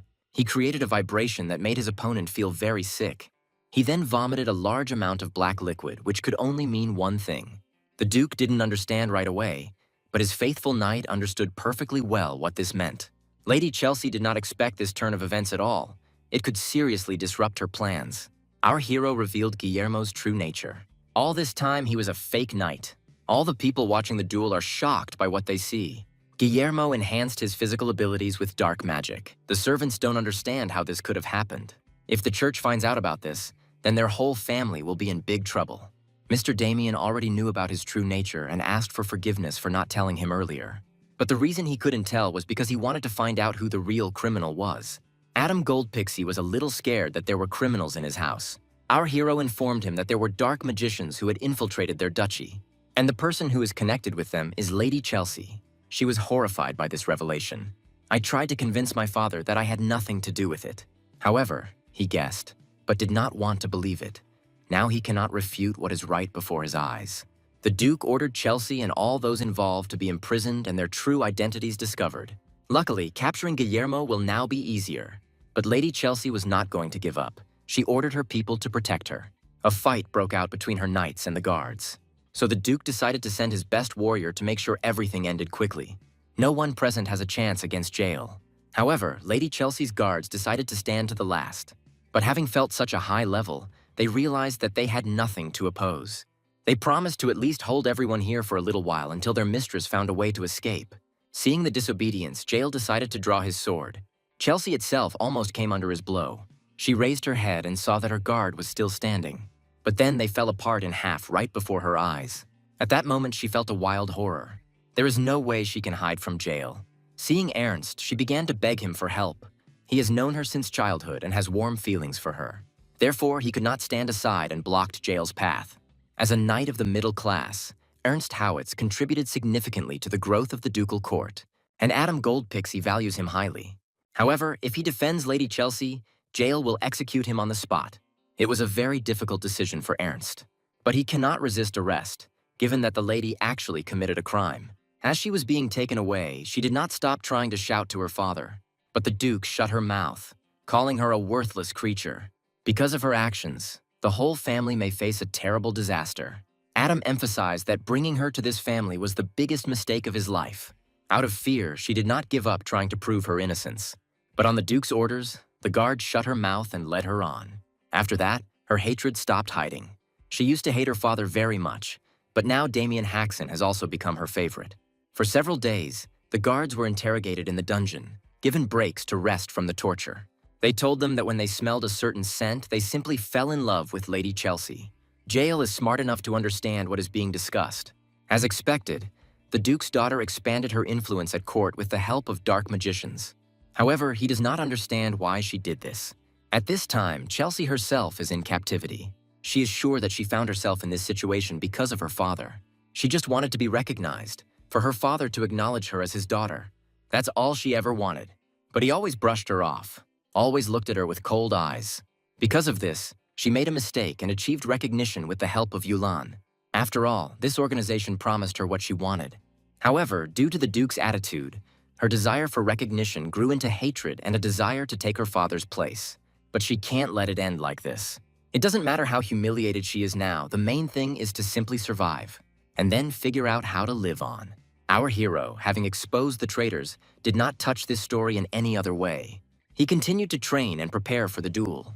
On his way back, he met Victor, who reported that the Duke was waiting for him in his office. When Damien came to him, he suggested that they sit down and drink wine together.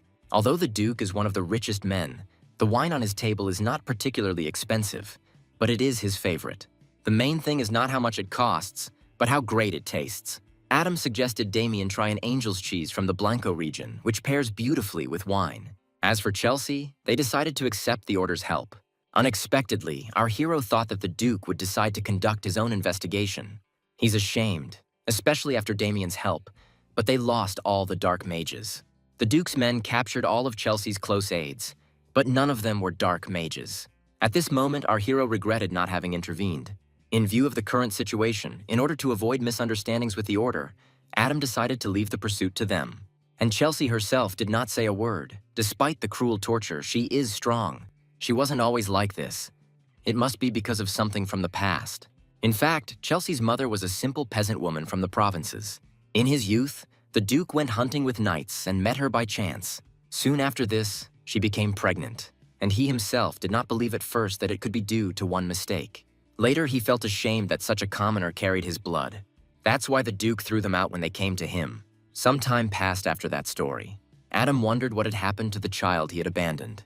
He ordered his men to investigate and learned that her mother had died of the plague, and the child survived alone. So he took her to the duchy. Looking back, he realizes that this act was not like him. But maybe he did it because Chelsea is still his family. Maybe this is what Chelsea wanted, to become a real family. Thinking over everything that happened, the Duke realizes that most likely his daughter did this to get his approval. After all, she could have lived the ordinary life of an aristocrat. The Duke felt that he was drunk and was becoming very talkative. The butler ran into his office. Something terrible happened. The butler reported that Lady Chelsea had hanged herself. The guards found her hanging in her cell, after which the Duke himself saw it. A few days later, Victor scolded his master for his behavior, because he had asked Damien many times to separate his underwear when he sent it to the wash. I don't give a damn about the person who has to clean it all up. As he passed the Duke's office, Damien noticed him standing by the window. It's been 4 days since Chelsea Goldpixie's death. Given the circumstances, her death was ruled a suicide. The interrogations of those who were associated with her were also completed. Because she had endangered her family, her grave was not suitable for a lady of noble birth and was arranged in a modest and ignoble manner. It seemed that the danger that had loomed over the Duke's house of Goldpixie had passed for the moment. However, Damien has heard about Yulan and thinks that nothing is over. Victor realized that his master was not listening at all. But our hero cleverly fit into the dialogue. This terrible grief also befell Ernst Howitz. He took leave and started drinking. One such evening, he was drunk and walking down the street from the bar and sat down in an alley. He remembers how she wove that wreath for her father and wanted him to like it. She asked him, but he didn't know. He had never received flowers. Her mother always told her that flowers have magic that brings joy to people. The flowers from which she wove this wreath were blooming in the field. Father will probably be happy to see them too. Ernst is grief-stricken and blames himself for the weakness that prevented him from protecting his lady. He regrets that he laid down his arms and did not fight to the death. His drunken torment was interrupted by Rebecca, who seemed to have been looking for him for a long time. However, how dare she show her face, since it was because of her that Lady Chelsea died. A filthy dark witch who conspires with demons. Ernst intended to kill her in this very alley, to strangle her right then and there. But Rebecca begged to listen to her for at least a minute and help avenge her mistress. The girl said that Lady Chelsea's death was not actually a suicide, although the duchy said so. Rebecca deceived Ernst, saying that the lady died due to the torture. Hearing this, Ernst was completely confused, after which he let go of her neck. However, to make such statements, one must have irrefutable evidence. The lady was not so weak as to take her own life. Moreover, she heard it from those who took her body. It bore marks of torture that no one could bear. They were all over her body. They said that anyone would have died from such wounds. Rebecca tries to prove to him that the Duke probably hid his shame and staged her death as a suicide. And it turned out to be easy, because the Duke that Ernst knows is definitely capable of this. It was true that Rebecca approached her with a purpose, but Chelsea treated her warmly, like a real sister. That's why she can't let it go so easily. She will take revenge on the ducal family for what they did to her. And for this, she needs the help of Mr. Ernst. This whole conversation was meant to wait for the enchanting aroma to take effect. That's it. Now he has become Rebecca's obedient puppet. Having received his first order, he set out to carry it out. Mustafa emerged from the shadows, pleased that everything had worked out as they had planned, as he had been worried about whether the scent would work on someone of the middle class. Even the strong have weaknesses in their hearts, and when they have this weakness, they are more easily swayed by charms. In Ernst Howitz's case, his weakness was Chelsea Gold Pixie. Rebecca finds it funny that this idiot doesn't even know who really killed Chelsea. If I had known that Yulan organized her death, I would have gone crazy. Now they want to take on Damien Haxon instead of sitting and doing nothing. However, they confirmed through a cult spy that it was he who killed Ajito. Moreover, he interfered with the great matter that was entrusted to him, which makes his act even more unforgivable. They are sure that Damien still doesn't know who they really are, doesn't know that he returned from the future. Even in the Duke's house, they must think they have disappeared and let their guard down. So Mustafa and Rebecca are going to take this chance and kill our hero no matter what. During this time, he trains at the house of Duke Adam Gold Pixie. Someone is trying to sneak up on him and attack him. They fail to do this unnoticed, although even magic is not needed to detect them. All 3 wooden swords hit the floor as Damien managed to jump up. He was so fast that he managed to get behind the enemy without even noticing. Our hero has won again, and Pabel and his brothers suffer defeat after defeat again and again. Every night, Damien beats them without explaining anything and without giving them a chance to win. So far, the guys don't really understand why this is necessary. Moreover, our hero does not forget to say out loud how pathetic they are. Their task was to sneak up and strike just once, but they failed to even do that. Pabel prays that today's sparring ends here because he's about to fall apart. Hearing Damien say goodbye to them for today, he let out a sigh. Throughout the entire evening, he tormented them greatly, beat them from all sides and drove them. And being confident that he would beat them half to death again, the end of the training brought a lot of joy. The duel with the Marquise's house will take place in 2 days, so no more sparring. Damien asked them to use their remaining 2 days to reflect on what he had taught them. However, all this time our hero was simply beating up the guys, so they don't know what to think about. Our hero didn't expect that any of them would understand. The reason he sparred with them was not just for physical training, there was another reason. But Pabel pleasantly surprised Damien. It seemed that one of them might have understood after all. Our hero was so carried away that he is now looking forward to this fight. A couple of days later, they set out into the deciduous plains. The Marquise and the Duke set up 2 camps located close to each other. Lionbloom came with a well-trained army.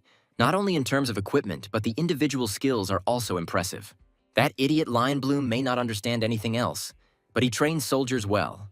A couple of days later, Duke Adam Gold Pixie arrived in the leafy plains with his knights. He was a little late. Marquise Holland Lionbloom had already set up camp and arrived with his well-trained army. Not only in terms of equipment, but also the individual skills are impressive. That idiot Lionbloom may not understand anything else, but he trains soldiers well. An envoy from the Marquise has arrived to them. They propose a meeting of representatives before the duel. There is quite a lot of noise in the opponent's camp. Holland is trying to wake up his eldest son. He sleeps quite soundly, but they need to greet the Duke's side. Finally, Michael woke up. The Marquise even thought that he had managed to wake him up, but he complained that he was making a loud noise when the other person was sleeping, after which he went back to sleep. Holland tried to explain how important his role was in this fight, and then he gave in. He would go and deal with Damien himself, but at the mention of this name, Michael stood up. He is always sleeping, so he slept through the news that Damien Haxon had been chosen as the Duke's representative. For some reason, this news inspired Michael so much that he even lost the desire to sleep. They arrived late to the meeting, although they themselves had offered it, which the Duke assessed as a lack of basic manners. But there is no reason to be angry about it. It seems that Adam and Holland's relationship is hypocritical and tense. The Marquise greeted Lord Jael. They had not seen each other for a long time. He constantly tries to lure him over to his side, but the knight is loyal to his Duke. After Marquis noticed Damien Haxon, he has a personal score to settle with him. Because our hero attacked his son and crippled a valuable knight, he will definitely take revenge on him as soon as he gets the chance. However, standing nearby, Holland feels a strange sense of unease. He can't believe that he, a high-ranking aristocrat, actually feels tension next to this low-born non-entity. Or perhaps it's because of the potential that lies within it. Damien is probably even capable of matching Michael. The Marquis's eldest son himself came out to them and looked at our hero with pleasure. He felt that their fight would be interesting, and out of impatience, he immediately grabbed his weapon. But it's too early for a fight. His father stopped him. He just needed to wait a little while before the official duel. In fact, Michael himself grabbed the weapon at the sight of Damien without even realizing it.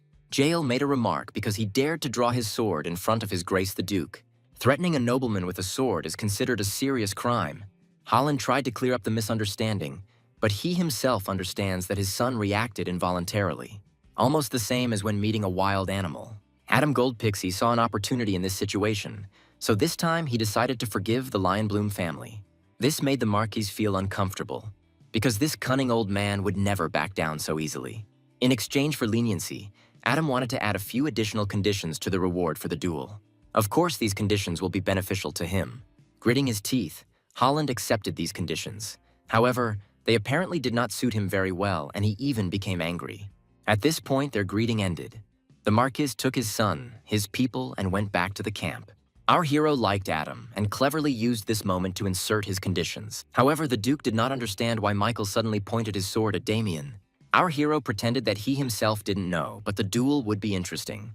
Having a wealth of experience, he understands that at this age he has already demonstrated a sixth sense.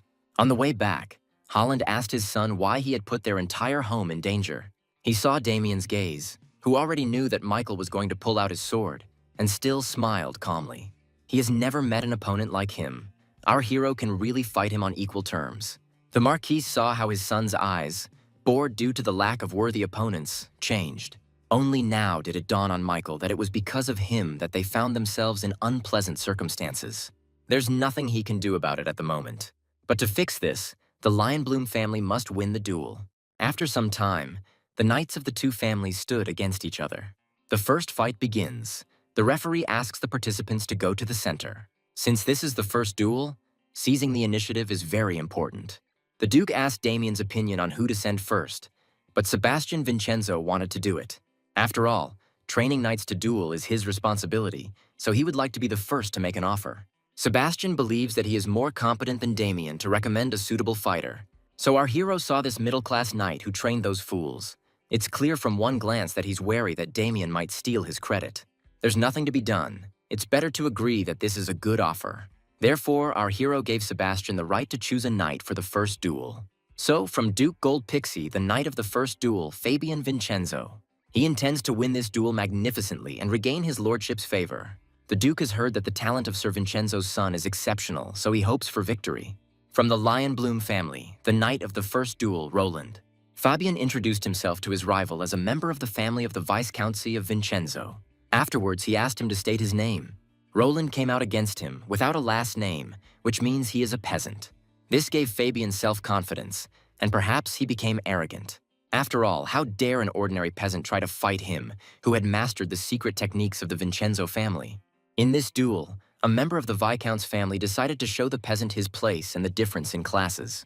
Sir Fabian strikes the first blow, but the peasant dodges it without any problem. Also, the subsequent attacks, Roland not only dodges, but also easily repels them. At the same time, mocking everything Fabian had said earlier. Junior Vincenzo is out of his mind, but he is putting in more effort than the dirty peasant. But as soon as Roland drew his sword, the duel was over. Fabian only saw his hand fly off to the side. There was too much pathos in the beginning, which will make him feel even more ashamed. Sebastian was horrified to see his son lose his arm. The difference in classes is nonsense, Roland proved that to him. The Lionbloom family won the first duel, and Goldpixie lost shamefully. Fabian was given first aid and carried away on a stretcher, accompanied by Sebastian. Damien expected this outcome because, in his opinion, the son of Viscount Vincenzo was too weak. And the Duke is very dissatisfied, although he does not blame Fabian himself, because he had a strong opponent against him. And the talk was only about winning the battle. It was possible not to cut off the hand. Adam suggested that Damien join the fight now since they had already lost one. However, if he comes out now and wins, and Michael shows up in the last fight, then there will be no one left who can fight him. But our hero already knows who will join the second battle. Damien informed Pabel of his exit. He just needs to remember training with him, and then he will definitely win. Since our hero recommends him, the Duke allows it. But he is not sure because Pabel was never someone outstanding. But Damien asked him not to worry, because he himself had given him special training just for this moment. And that's why I'm sure that Pabel will definitely win. Thus from Goldpixie, the knight of the second duel, Pabel Bermont. He went out because he had no choice, but now he doesn't know what to do. Against him, from the Lionbloom family, came Huey Celestian. He thought that Damien would go against him, and therefore he was very disappointed. Well, what can I do? I'll just have to finish the fight quickly and win. Pabel didn't even have time to think about his battle strategy, and the sword had almost reached his neck. However, he managed to deftly block the attack and jump away from it. The enemy was taken aback by the surprise. He didn't expect that this weakling would be able to block his blow. The enemy turned out to be better than he initially thought. Although Pabel himself still doesn't understand what happened, Huey didn't waste any time and immediately rushed into the attack again. But Pabel dodged his sword again. From the impact itself and from the way it swept across the ground, thick dust rose up. It seemed like a good chance for Huey to attack unnoticed. But Pabel blocked his strike again. It was an attack that came from a blind spot. But this weakling keeps blocking and dodging. Pabel is very surprised because he himself understands that he is not that cool. However, he understood why Damien was so confident of his victory. After all, the combat fencing he used in his training was the signature style of the Lion Bloom House, the art of the great lion's sword. After being beaten repeatedly by this style, Pabel's body instinctively learned to block. And now he will probably be able to block punches in this style even with his eyes closed. Also, Huey uses the same sword style but slower. So thanks to Damien, Pabel was able to see a new level. Today he has surpassed himself, and his sword will pierce the heavens. Pabel won the second duel and didn't even cut off anyone's limbs. The Duke is happy, including from surprise. He did not expect to see this. Just like Marcus Lionbloom, he was one of the best low-ranking knights. Each of them won one victory. Now they have a draw. The next duel will show who won. Huey fell to his knees before Holland, asking him to kill him. But he is not angry. The knight did everything he could. It's just that the other side turned out to be stronger. Besides, the Marquis is confident that victory is still theirs, because the next fight will involve Michael, the genius. Holland ordered Huey to go back and rest. Although it's strange, because he is 2 levels stronger than the knight of the ducal house, or even more. But during the fight, it seemed that all his attacks were predicted. The Great Lion Sword School is taught only in the Marquise's house and cannot be leaked. Michael Lionbloom is trembling with anticipation. He had never felt such delight in his life. Found someone who is completely just like him. Therefore, he will definitely win and bring victory to his father. The Marquis sent him and is sincerely glad that he will finally be able to enjoy the fight. The first time Michael received fencing lessons from his father, he was so impressed that I was completely overwhelmed by these emotions. He was filled with anticipation, wondering how many powerful warriors there were in the world. However, as time went on, his expectations and interest began to quickly fade, even when Michael fought against knights whose strength was widely rumored. In reality, they turned out to be nothing special, and victory became something ordinary. In the end, Michael even threw down his sword. He was overcome by melancholy due to the lack of worthy opponents. But today, Michael met our hero.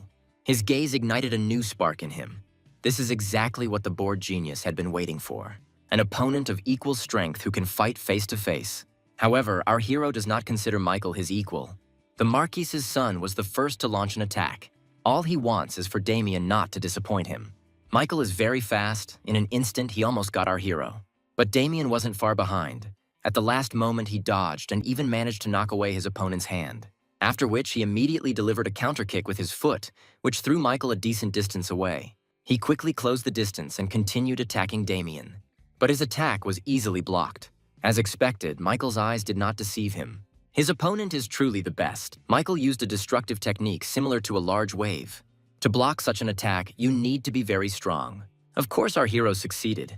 But Michael was tired of Damien avoiding his blows and still didn't draw his sword. Asking our hero to entertain him even more, he immediately went on the next attack. Then Damien reached for his sword. Confident that Michael doesn't stand a chance, his sword will touch the enemy first. Thus he cut through not only the enemy, but also his weapon. Michael's head flew quite high, after which she collapsed to the ground behind our hero, and the open eyes looked at him for the last time, after which this world collapsed. Michael, seeing all this, fell to his knees. His father doesn't understand what he's doing and why he doesn't draw his sword. And Michael doesn't understand what's happening. He was sure that he was killed. Standing in front of him, Damien asked why he was sitting there. Michael no longer considers himself our hero's equal, and he doesn't understand what kind of illusion just happened. Before the fight had even begun, he admitted defeat, winning the final duel for Gold Pixie. In the evening, they held a party for the participants to drink their fill and enjoy themselves. There will be enough wine and meat for all the knights, because the more people at the celebration, the more fun it is. The Lionbloom people were also having fun, which greatly irritated the Marquise. Since everything was settled, The Duke suggested forgetting about everything and just enjoying the holiday. He poured Holland some wine into a glass so that he could drink it with the others. After all, as the winner, he will pour him the first one. However, Holland cannot believe that Michael surrendered without even drawing his sword, although he doesn't know whether to consider this a failure or not. But Damien is not particularly happy that Adam invited people from the Marquise's house. At first glance, he appears hospitable and generous. But it is obvious that this banquet was arranged to laugh at the defeated Marquise. In any case, our hero achieved his original goal. With that duel, he brought victory to the Duke's house and made Lionbloom think twice before getting involved with the Haxons again. There is only one unresolved question left. Damien's thoughts were interrupted by Michael, who asked permission to sit next to him. He was already a little tipsy and started telling us how much he respected our hero. After all his life, Michael thought that he would never meet his equal. But Damien is even more magnificent. This is surprising to our hero, considering how he treated his younger brother. Michael shared that he himself did not understand what happened, but be that as it may, he felt it, even without crossing swords. Michael has a super sense that surpasses human ones. He fought Damien in the mental space of his own consciousness. Thus, he was able to understand that before him was a being superior to him, the true scale of which cannot be measured. And I experienced true fear. It was this instinct that saved him, because in a real battle, the loss of an arm would have been the least of his troubles. Michael wanted to become stronger again. The world turned out to be much bigger than he thought. Damien decided to give him advice, because the world is truly vast and his talent is extraordinary, but not unique. Within the Empire, our hero can name at least 3 people whose talent surpasses Michael's. So don't get cocky and arrogant. Don't think that you've already become the greatest. Damien says this based on his own experience, because in fact, he also once thought he was the best, until he was defeated by one man. Michael wondered if Sir Damien thought differently. But our hero is, of course, sure that he is the best, because his interlocutor just said so himself. And in his advice, he of course meant that one should not rest until one becomes as strong as Damien himself. Michael promised to remember these words. Adam Goldpixie noticed that these guys quickly became friends. Friendship between young men is always wonderful. However, Damien is interested in why the old men came to them. The conversation between the Count and the Marquis ended, so he came to find them. Before the duel, they agreed that they would receive access to the Marquis's treasury as a reward for victory. But Holland was stingy and didn't want to agree, so we had to negotiate differently. The Marquis cannot forgive Damien for what he did to Erwin, but given the circumstances, he will ignore it for now. Therefore, first of all, he would like to apologize to Damien Hexen for setting the knights on him to show his military might. But nevertheless, he cannot open the treasury to an outsider. A weak apology and a conveniently omitted question with Erwin. But as an apology and reward for the fight, Holland decided to give Damien something. This artifact, a ring imbued with spatial magic, was created in the White Tower and can store up to 100 kilograms. Something like a spatial artifact is worth no less than a small castle. Our hero is annoyed that this is different from the original promise, but with such a valuable item, it can be put up with. He quickly snatched it from the box and thanked the Marquis. In addition, the Marquis's house has many excellent weapons that Damien can choose for himself if necessary. The offer is good, because they are the best knightly family in the kingdom, and they certainly have a lot of good weapons. From his past life, our hero remembers one item that should now be at the Marquis's house. In that case, he asked permission for one more request. Damien asked him for a bow, which surprised Holland. After all, he doesn't understand why our hero needs him, and he needs it to marry off his younger brother. At this time, Abel is sitting at home and poking a voodoo doll, and he suddenly feels uneasy. Afterwards, everyone went to their homes, and Damien was the first to arrive at the Gold Pixie estate. Dinner was being prepared for our hero, but he was already getting ready to go home. After all, he was gone for a very long time, and it was time to return to his family. Adam won't persuade him if he insists so much, but he asked to wait just one day while he gathered the knights who would accompany Damien. Although our hero is strong, bandits can still attack on the way back, and the Duke wants his return to be peaceful. Frankly, Damien doesn't need this at all, but it's probably better to accept his goodwill. He agreed to wait one day and thanked Duke Goldpixie. After some time, they set out on their journey home, accompanied by knights. Victor is glad that they are finally returning home. He is also glad that the incident that Damien was involved in was resolved. Of course, he didn't mean anything by this. Riding in a carriage was very comfortable at first, but now walking is not at all easy, unlike for some who can ride a horse. The little bastard has clearly put on some fat since he was released from the estate, but he'll quickly get back into shape when he gets home. The sun was about to set, so one of the knights suggested preparing the camp. Our hero agreed and told him to do it. By the time the sun had completely set, they already had a fire. The knights did not sit down with our hero, but instead remained on guard. Victor prepared dinner for the young gentleman and the others. He called the knights to join the meal, but they refused, saying that they would eat separately later. Although Victor still tried to persuade them to eat with them, our hero remembered the farewell of Pabel and his brothers. These guys are too clingy. Pabel thanked Mr. Damien because thanks to him he was able to reach a new level. Besides this, he rendered a great service to the Duke. They promised that they would never forget the lessons that our hero gave them and would continue to strive forward. The boys bowed and thanked him sincerely. Although our hero can be quite callous, at that moment he smiled. The knights flatly refused to leave their post, and not in vain, as some noise was heard nearby. One of them went to quickly inspect the perimeter just in case, although Damien doesn't think it's necessary. The next moment, one of the knights was thrown into a tree and pinned to it by a spear. The spear was brought by dark magic. It seems that the Yulin members are close. The enemy did not expect that the Duke would actually send guards to accompany Damien. But these are just low-ranking knights. They won't be able to stop him. The enemy showed his face, which greatly surprised the second escort. After all, this is one of the respected knights of Duke Goldpixie, Mr. Ernst Howitz. That's why he doesn't understand why Howitz kills his own. A couple more people emerged from the shadows. The dark mages Rebecca and Mustang. They dispersed the enchanting scent to benefit all those on Damien's side. There is no other choice but to cut them down before they get out of control. Rebecca told the guard that he felt dizzy, after which he reached out to her with his hands, and then he spun her around himself and fell dead to the ground. Although Damien was a low-ranking knight, he was not affected by the enchanting aroma, and the enemy assumed that he had a special constitution. This makes him more curious. Perhaps he should be killed and then opened. Our hero is alone against two magicians and an enchanted knight, but the current situation does not frighten him. Howitz is glad to have finally met Damien. He wants to tear him apart and bring his soul to Lady Chelsea's grave. Although it is completely ridiculous, for someone who pissed himself from fear in front of Mr. Jail, very quickly begins to blame others for failing to protect her. Having said all this, our hero angered Howitz even more. But Rebecca believes that Mr. Damien is too cold-blooded, and one cannot torment a man wounded right in the heart. However, they do not understand where he gets so much confidence from, because there are 3 of them against 1. Damien knows that in front of him are the dark magicians of Yulan in the leadership rank, which amazes them. Our hero has quite acute hearing. Howitz believes his bravado is pointless. Today, he will make sure that Damien dies a painful death. However, our hero is not alone against 3. He has another ally from the Duke. Adam Goldpixie sent another knight to follow them at a distance. Middle-class knight Sebastian Vincenzo. Damien Haxon accepted the Duke's offer of escort. I thanked him and was about to leave. But Adam stopped him, saying that he had one more favor he would like to ask for. The conversation turned to Ernst Howitz, who had gone missing and, in addition, harbored a grudge against the ducal house and Damien. It is logical to assume that he may well try to take revenge, just like the dark magicians whose plans were destroyed by our hero. The Duke is protected by Lord Jail, but Damien is not. So another experienced knight will be assigned to guard him. The other middle-class knights were busy. Sir Sebastian was the only one free. So Adam Goldpixie entrusted him with Damien's protection, and he accepted the task, ready to protect the hero at the cost of his own life. But the Duke had given Sir Vincenzo another assignment in advance, to pursue Damien in secret and to protect him. Because if he had been openly near him, their enemies might never have revealed themselves.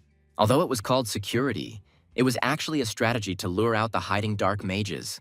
Howitz greeted Mr. Sebastian. They hadn't seen each other for a long time. He said that he had decided not to leave alive anyone involved in Lady Chelsea's death. And when Lady Chelsea was told she had committed suicide, Howitz became furious because he no longer believed it. She was determined. Such a woman would never commit suicide. He claims that Duke Goldpixie is to blame for her death, and she must have died as a result of the brutal interrogation. Howitz will not leave her death unavenged. He will kill Damien Haxon and everyone who interrogated her. And in the end, it will be the Duke's turn. Sebastian can't believe he's talking about killing his lordship. He's really gone crazy. But if he leaves Damien Haxon, then Ernst will spare him. What impudence! A worm like him dares to say that he will spare Sir Vincenzo himself, as expected from a middle-class knight. But Ernst used to be weaker than Sebastian. But now a surprise awaits him. Everything changed, as Ernst became much stronger from that time on. This fool actually resorted to black magic for revenge. He went through the same enhancement process as Guillermo Blackwing. In exchange for his life force, he received incredible amounts of mana and physical strength. Ernst's aura is overwhelming. It seems like he has already surpassed the middle-class level. Sebastian froze, so his enemy decided that he was surprised and ready to surrender. Ernst's warnings should have been heeded. All that was needed was to leave Damien Hoxton, and then Sebastian would have remained alive. Ernst's attack destroys everything in its path. Incredibly powerful mana that is very difficult to reflect. In addition, this attack has a very long range. This power is truly incredible, no doubt about it. However, Sebastian Vincenzo is not as weak as Ernst believes. He trains not only his aura, but also his physical abilities, which allowed him to deftly dodge. Such a simple attack won't work on him, but it's unknown how long he can hold out like this. Sebastian asked our hero to leave this place to him and head to the Duke's estate for help. Damien obeyed and didn't forget to take Victor with him. But for Ernst and Yulan, Damien Hoxton's death is more important than Sebastian's. So they can't let him escape. Ernst immediately hurried after our hero, but Sir Vincenzo stopped him. As long as he lives, Howitz will not be able to carry out his plans. They will both fight here until one of them dies. Ernst became even more angry, and since Sebastian was asking for it, he would kill him. However, the knight was unable to stop all three. Rebecca and Mustang were able to catch up with Damien. In their opinion, our hero should have escaped alone. It was stupid to think that he would be able to drag this fat man along with him. However, they are the only fools here because Damien had no intention of running away. He only lured them here because he couldn't fight properly in front of Sir Vincenzo. Our hero intends to end this quickly, deal with the magicians, and then save Vincenzo. For the dark magicians, such arrogant behavior came as a surprise. There are two of them, and they are also powerful magicians, while our hero plans to fight alone. Such impudence infuriated Mustang. He asked Rebecca to step aside to teach the stupid nobleman a lesson. Mustang spread his arms out to the sides and began to perform powerful magic. His entire body was covered with seals that began to shine. The mana spread and turned him into a huge and powerful monster. Mustang asked for permission to introduce himself properly. He is a member of Yulin Mustang Fury, and standing next to him is his second-in-command, Rebecca. Our hero expected to see an officer, but he turned out to be a much more significant figure than expected. Judging by the way he transforms his body using black magic, he must be from the Frenzy faction. It's surprising that Damien knows such details. But if so, he must know how strong they are. In addition to the Mustang's impressive size, its speed is also on par. He was behind Damien in an instant, and then delivered a blow of enormous force. Although the enemy couldn't even think that our hero would be able to withstand it, it means that the rumors were not exaggerated. The Mustang not only has enormous destructive power, but is also fast. Based on his physical abilities alone, he is at least above average. This monster is also capable of attacking not only with its hands, but also with its many tentacles. Our hero is able to dodge such attacks, but at some point he lost his way when he hit his back against a tree. The enemy then thought he was caught, but Damien was able to change the direction of Mustang's attack. Through the efforts of constantly consuming the elixir given by the Duke in training, our hero has finally reached the level where he can freely use countless insight. Mustang decided that what happened was just a cheap trick. However, as before, all who underestimated Damien paid the price. As soon as our hero drew his sword, Mustang was defeated. He cut off all of its tentacles as well as its head. But it turned out that Mustang has the ability to restore his body, even if it is divided in half. This amazing regeneration is the power of dark mana. Our hero was afraid that everything would end too quickly. But this is even better. It's much more fun to fight when you don't have to hold back. Meanwhile, Ernst Howitz is trying his best to crush Sebastian, but he manages to deftly dodge all his attacks. However, even Ernst noticed that it was very difficult for Sebastian. Despite this, he respected him for having endured for so long. The knight is even ashamed to receive such respect from a man who became stronger with the help of black magic. It's bitter to admit, but it's true Sebastian, with his current strength, won't be able to fight anymore. He can only hope for Damien, but behind him he heard a loud roar. Our hero withstood this blow and is also glad that their fight did not end too quickly. He had even more bravado than Mustang thought, so he suggested to Damien to try to dodge his next attack. The mage gathered a large amount of dark mana into one highly concentrated point, after which he released it in the direction of Damien. But our hero used his sword's abilities to repel it and didn't even take a step back. This confused Mustang because his attack was really powerful, and our hero brushed it off without any difficulty, after which he began to chop it into pieces again. This doesn't frighten the magician because no matter how much Damien cuts him, he will still recover. But our hero continued and continued. The huge carcass fell to the ground, but suddenly Mustang realized that his body was not recovering. Since the ability to regenerate originates from black magic, it cannot be used indefinitely. Our hero doesn't know much about dark magicians, but he believes that if you cut the enemy's throat, he will die. In a panic, Mustang decided to ask Rebecca for help. Damien proved too strong for him. Therefore, he hopes that they will cope with this together. She cast a 7th circle dark magic spell, Instant Death. In the whole world, only a few are able to survive something like this. Mustang and Rebecca rejoiced at the approaching victory. However, our hero took advantage of the power of the greedy, after which death dissipated. The dark mages couldn't understand what they had just seen. This pathetic black magic was their last desperate attempt. Mustang spent his entire life researching this black magic in Yulan. This secret technique can kill even a high-level enemy if all the conditions are met. It seems that Mustang is very fond of secret techniques. However, such magic is like a parasite that devours the soul and grows due to this. Damien came up with something funny. The very power they revere will kill them. Mustang was surprised when he saw that our hero released black mana. After all, at their level, they probably haven't seen anything like this. Dark magic of the 9th circle, impenetrable darkness. Mustang devoted his entire life to studying the secret technique of the 7th circle. And our hero, at such a young age, showed the 9th. Impenetrable darkness swallowed the dark magicians, after which it shrank to a small size and turned them into mincemeat. As soon as Rebecca died, her spell was broken and Victor regained consciousness. The remains of the enemies were scattered throughout the area. Victor rubbed his cheeks, not understanding what was on his face, but he only smeared blood everywhere. He thought that she belonged to him, which made him scared, and he fell again. Damien calmed him down, saying that she belonged to the dark magicians, but he forgot to ask them about Dorgo. He didn't want to resort to this force, but there was no other way. Since Damien didn't get information from them while they were alive, all that remains is to call upon their souls and learn everything from them. Meanwhile, Sebastian Vincenzo is already close to defeat. He no longer has the strength to dodge, and Ernst throws him from side to side.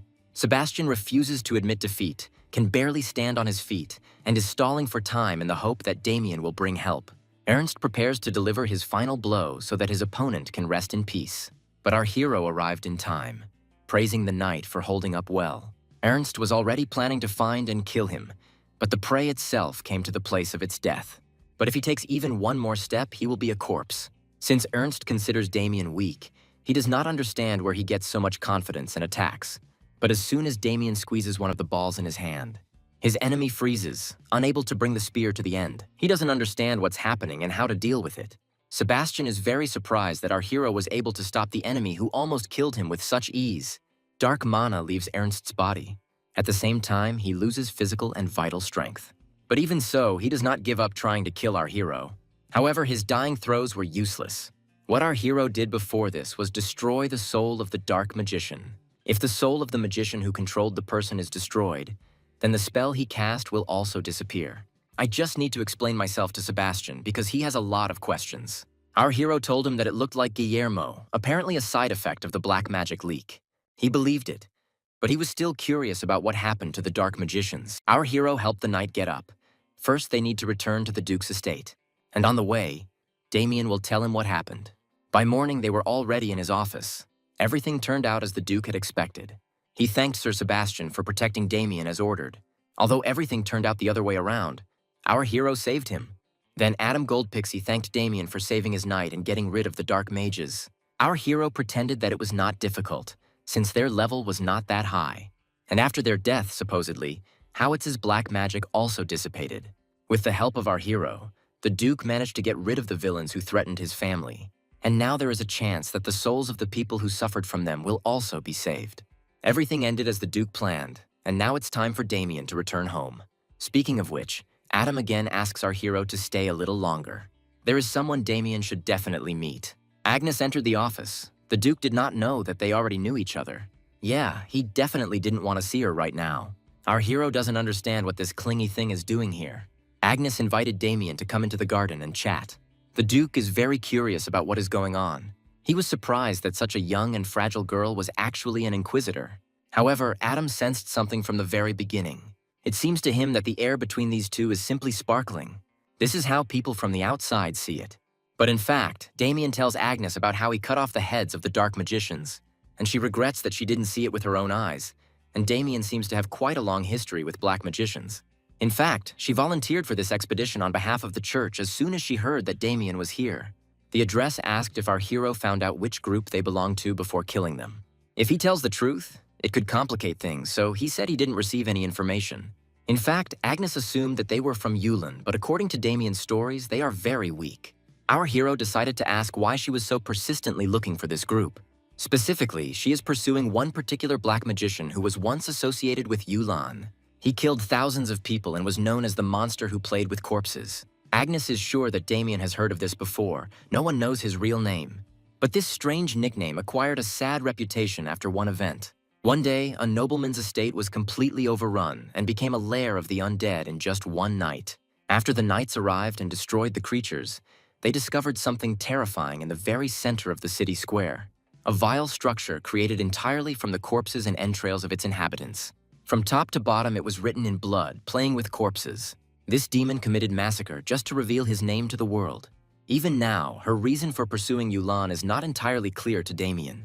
And he also has strange feelings towards her. Our hero can't tell Agnes, but he actually knows his real name. Damien met this madman while he was a dark knight. In the distant future, he will win Dorgo's trust and rise to the rank of Legion Commander. His army of the undead will stand at the forefront, mercilessly exterminating millions of people. Helping to realize the Archlich's plans, Agnes asked Damien to let her know if he ever knew anything about him. He promised to fulfill her request, but at the moment, that's all he can tell her. Therefore, if she doesn't mind, our hero would like to end the interrogation at this point. And Agnes, of course, lets him go. Of course he knows that the Duke is watching him from the bushes. Damien informed him that the interrogation was over, and then asked permission to return to his business.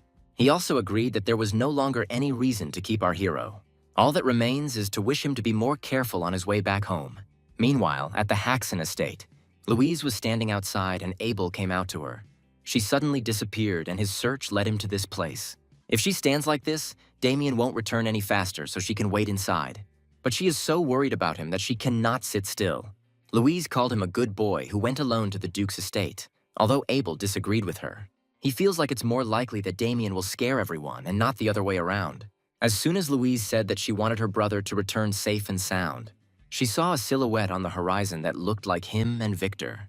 As soon as Damien saw her, he waved his hand and shouted out his return. Finally, Louise waited for him. When the parents came out to meet their son, they couldn't believe their eyes. The Duke gave over many valuable things before he left for Damien. First, he wants to give something to his father. Our hero bought books for him at the Duchy's bookstore, which were now popular in the capital. A new collection of poems by Lady Delphine, and the latest novel by Viscount Delac. And for Mom, expensive furniture made of cedar and rosewood. And he didn't forget about his sister either. He brought her a piano, handmade by the Master Barclay himself. The Duke gave it from his collection.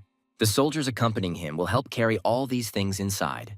Abel, of course, didn't expect anything, but he also wanted to get something, just like the others. But Damien decided to mock him, pretending not to understand his emotions. Of course, Abel understands this, but he can't do anything about his face. Our hero took advantage of the spatial storage pocket, in which he can store things and carry them with him. As for the gift for his younger brother, Damien chose it especially for him. Lady Cooperhead will surely be delighted if you give her this. Since his younger brother is going to get married, as the eldest, he should help. Abel feels embarrassed and also insecure, because Lady Olivia doesn't even know who he is. But when Damien was at the Duke's estate, he heard that a combat tournament would soon be held to celebrate the lady's birthday. Abel will participate in this tournament, using the chance to get closer to her. But this competition is for knights to show their skill in wielding a sword, something Abel doesn't have to worry about because Damien will take his place. A few days later, in the small town of Rivercross, everyone is already talking about the tournament that the Cooperhead family is hosting. The prize is huge, not to mention that you can win the lady's blessing. One of the men also thought about participating, but his friend talked him out of it. Someone so skinny would be immediately ground into dust. There are also already rumors that Viscount Haxon's eldest son is also participating. People at the next table heard Damien's name, and also stories about how he defeated the heir of Lionbloom without drawing his sword. And people also praise his appearance very much. The girl laughed loudly, which attracted the attention of those around her. She asked her friend Jackson if he had heard all this nonsense. He also thinks that this is some kind of joke. However, the guy who was chatting about this decided that they were laughing at him for calling himself just as handsome. The girl tried to explain that they were talking not about him, but about Damien Haxon. It turned out that Jackson is a very jealous person, who reacts even to ordinary address as if it were flirting with his fiancée. And so the most handsome knight of Rivercross became a little uglier and a little crippled. No one dares flirt with Jackson Cutter's fiancée. The rest are not going to ignore such an insult. These arrogant idiots don't even seem to understand who is standing in front of them. But they will pay for this. While Jackson is dealing with them, his fiancée is bored. But finally it's all over. Jackson approached one of the beaten men again to ask if it had finally dawned on him who was in front of him. Not hearing an answer, he punched him in the face again. He asked if Sophia could believe that Damien Haxon was more famous than him. After all, Jackson Cutter has the title of Ogre Slayer, but is rated as low class in strength. Sophia is our hero's ex-fiancée, and she doesn't understand how Damien, being a nobody, became a celebrity overnight. Only a few days have passed since our hero returned home. But no matter how sad it may be, his mother and sister are already saying goodbye to him again, and now also to Abel. The guys asked them not to worry and promised that they would be careful on the way. Father approved of this, as it was a good opportunity for their house to prove itself. But he was still worried. If Paul had known that his youngest son had a crush on the lady of the Cooperhead house, he would have proposed an alliance to them earlier. In any case, let their victory be a great result. But the most important thing is to return home safe and sound. Paul asked Abel not to forget his instructions. He asked him not to worry, but Damien did not understand what was being discussed. It's time to finish the instructions and send the sons out of the yard, wishing them a safe journey. After some time, their carriage entered the outskirts of the Cooperhead estate. A typical situation between brothers. No one has spoken a word for several hours. They've never spent time alone, so Victor has no idea what to say. But if this continued, he would die of embarrassment. So he decided to break the silence by asking Abel about the moment when he fell in love. Now that Victor mentioned it, Damien realized that in his past life he simply knew that Abel loved that lady, but never heard the reason. It's time to tell you. Our hero has prepared a gift and traveled all this way to help Abel. We can share it. He agreed because Damien insists. His story began 4 years ago. Then Abel accompanied his father to a reception with Western nobility. Lady Olivia Cooperhead was also present. She was wearing a green dress that matched her brown hair perfectly. The guys concluded that he fell in love with her only because she was beautiful. Whatever their relationship, it was obvious that the two had been in love in a past life. But then the Count rejected Abel's marriage proposal, and not only refused, but openly insulted the Haxon family, calling them unworthy, after which he spent his entire life alone and died without ever marrying, and was killed by the Death Knight, his own older brother. If our hero remembers correctly, Abel remained a virgin all his life, and this time he will not allow that to happen again. His gaze was so focused that his younger brother felt extremely uneasy. But he managed it, and 3 days later they reached the Cooperhead estate. Their family must have spent a lot of money to throw a party for the whole town. Also, random passers-by are not allowed at the gate. There is a person at the entrance who checks guests against a list. Upon hearing that they were from the Haxon family, the man immediately changed his tone. He apologized for being abrupt. He is Connor, the head butler of the Cooperhead household. There were a lot of people and everyone needed to be kept an eye on, so he offered to take them to a place where they would temporarily stay. They will be in a very spacious room, and if they need anything, they can call the butler. The Count seems to be a very generous man, since he accommodated them with such comfort. Even Victor will have a separate room. The Chester Cooperhead that Damien knew wasn't so considerate. Most likely he was trying to win favor since his reputation had grown. Our hero decided to look around outside, but Abel said that he would go with him, as he promised his father. Paul told his youngest son that if it looked like Damien was about to cause trouble, he should stop him. As soon as our hero left the tent, he immediately bumped into Sophia. He pushed her slightly, and the girl created a whole drama. Her fiancé immediately rushed over to find out what had happened. He grabbed Damien by the collar and asked him to watch where he was going. Suddenly, he realized that Damien Haxon was standing in front of him.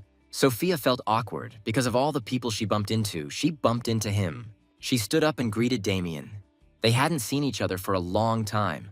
However, our hero did not recognize them, so he decided to ask directly who they were. Sophia was offended by this because she was his ex-fiancée, and she decided that he was just pretending. Damien grabbed Jackson firmly by the hands and suggested that they talk calmly after he calmed down. Abel and Victor went outside to find out if everything was okay. They didn't expect to see Sophia there. Damien asked Abel if he knew this girl. He told him that this was his ex-fiancée. After this, our hero finally remembered who was in front of him, and the faces immediately seemed quite familiar. Once upon a time, in her first life, Sophia abandoned Damien, and he begged her to talk to him. Then Jackson came out and stood next to her, they both mocked our hero. Damien couldn't believe that she had decided to unilaterally break off the engagement. Sophia initially did not want to marry him. She had no choice since their grandfathers decided everything, but that is in the past. Besides, it doesn't make any sense at all because she's Sophia Roussel, and such a good-for-nothing heir of a small house cannot be a match for her. Jackson allowed him to leave peacefully for Sophia's sake, but asked him not to dare appear in front of them again. He could not bear such humiliation and neglect. Therefore, as was usually the case with him then, he rushed at Jackson with his fists. But although he was constantly getting into fights, he did not have the strength he has now. Jackson gave him a good beating and threw him to the ground in the mud. He allegedly tried to show mercy to our hero. Well, in his opinion, Damien doesn't even know his place. A worthless bastard from a lousy family. And Sophia watched this from above without saying a word. It was also raining that day when he was beaten and thrown out. Although it was a long time ago, remembering the past story, our hero felt strong anger. They assumed that Damien was still feeling ashamed of what had happened back then, so he pretended to be cold. Jackson didn't think they would see each other again, but for some reason he thinks it's great. Damien immediately saw through this whole theater, and that these fools again wanted to teach him some important lesson. However, our hero is now not as emotional as before. He doesn't intend to prove anything and simply shook your hand. But if he wants to teach you a lesson, he'll do it differently. As soon as Jackson took Damien's hand, he immediately decided that he had fallen for it. But as soon as he twitched, our hero knocked him over. They wanted to humiliate him, but now Jackson is kissing the ground, and Sophia is shocked and scared. Our hero still wanted to kill him. So thanks to this bastard for giving me a reason. Jackson gathered all his strength and stood up abruptly. After that, he immediately reached for the sword. He wanted to kill Damien on the spot for such humiliation. But our hero turned it all into a joke, saying that whoever got a nosebleed first lost. A man approached Jackson and asked him to stop immediately. It's incredible that a useless guy became so strong in such a short time. This man has a good energy about him. He is at least middle class. And he seems to know Damien. He's interested in how far our hero has progressed. If Jackson was done fooling around, then it was time for them to go back. He wanted to complain that this freak hit him in the face, but quickly shut up in front of his master. The man asked him to stop his idle chatter and follow him. Jackson was angry, but there was nothing he could do. He had to put away his sword and say goodbye. Our hero didn't understand what was wrong with them and why they just left. This man is Jacques Noir, and they will soon meet Damien Hoxon. Our hero has a poor memory of a person with that name, but he feels that something interesting is about to start. Once at his place, Jackson began to ask Jacques why he stopped him, because he could have easily dealt with this bastard. But he didn't receive an answer to his question. Jacques only grabbed him by the throat. He did tell him not to make any noise and to be quiet while they were here.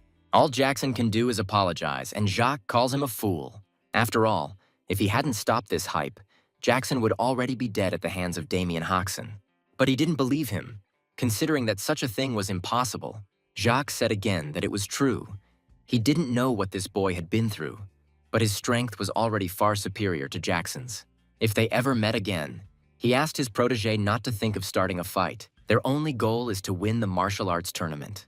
Although Jackson finds it strange that he has to win Olivia's favor while being engaged to Sophia, winning the tournament and establishing a connection with Lady Olivia are the key conditions for Jacques' wish to come true. Ascend to the rank of a true master. Jackson should simply prepare for the tournament while his master goes to gather information on Copperhead and the other participants. As soon as Jacques Noir left, Sophia immediately ran to her lover. She immediately noticed a mark on his neck, but Jackson said everything was fine. Damned old man, if he demands something, he could at least explain it properly because he doesn't understand.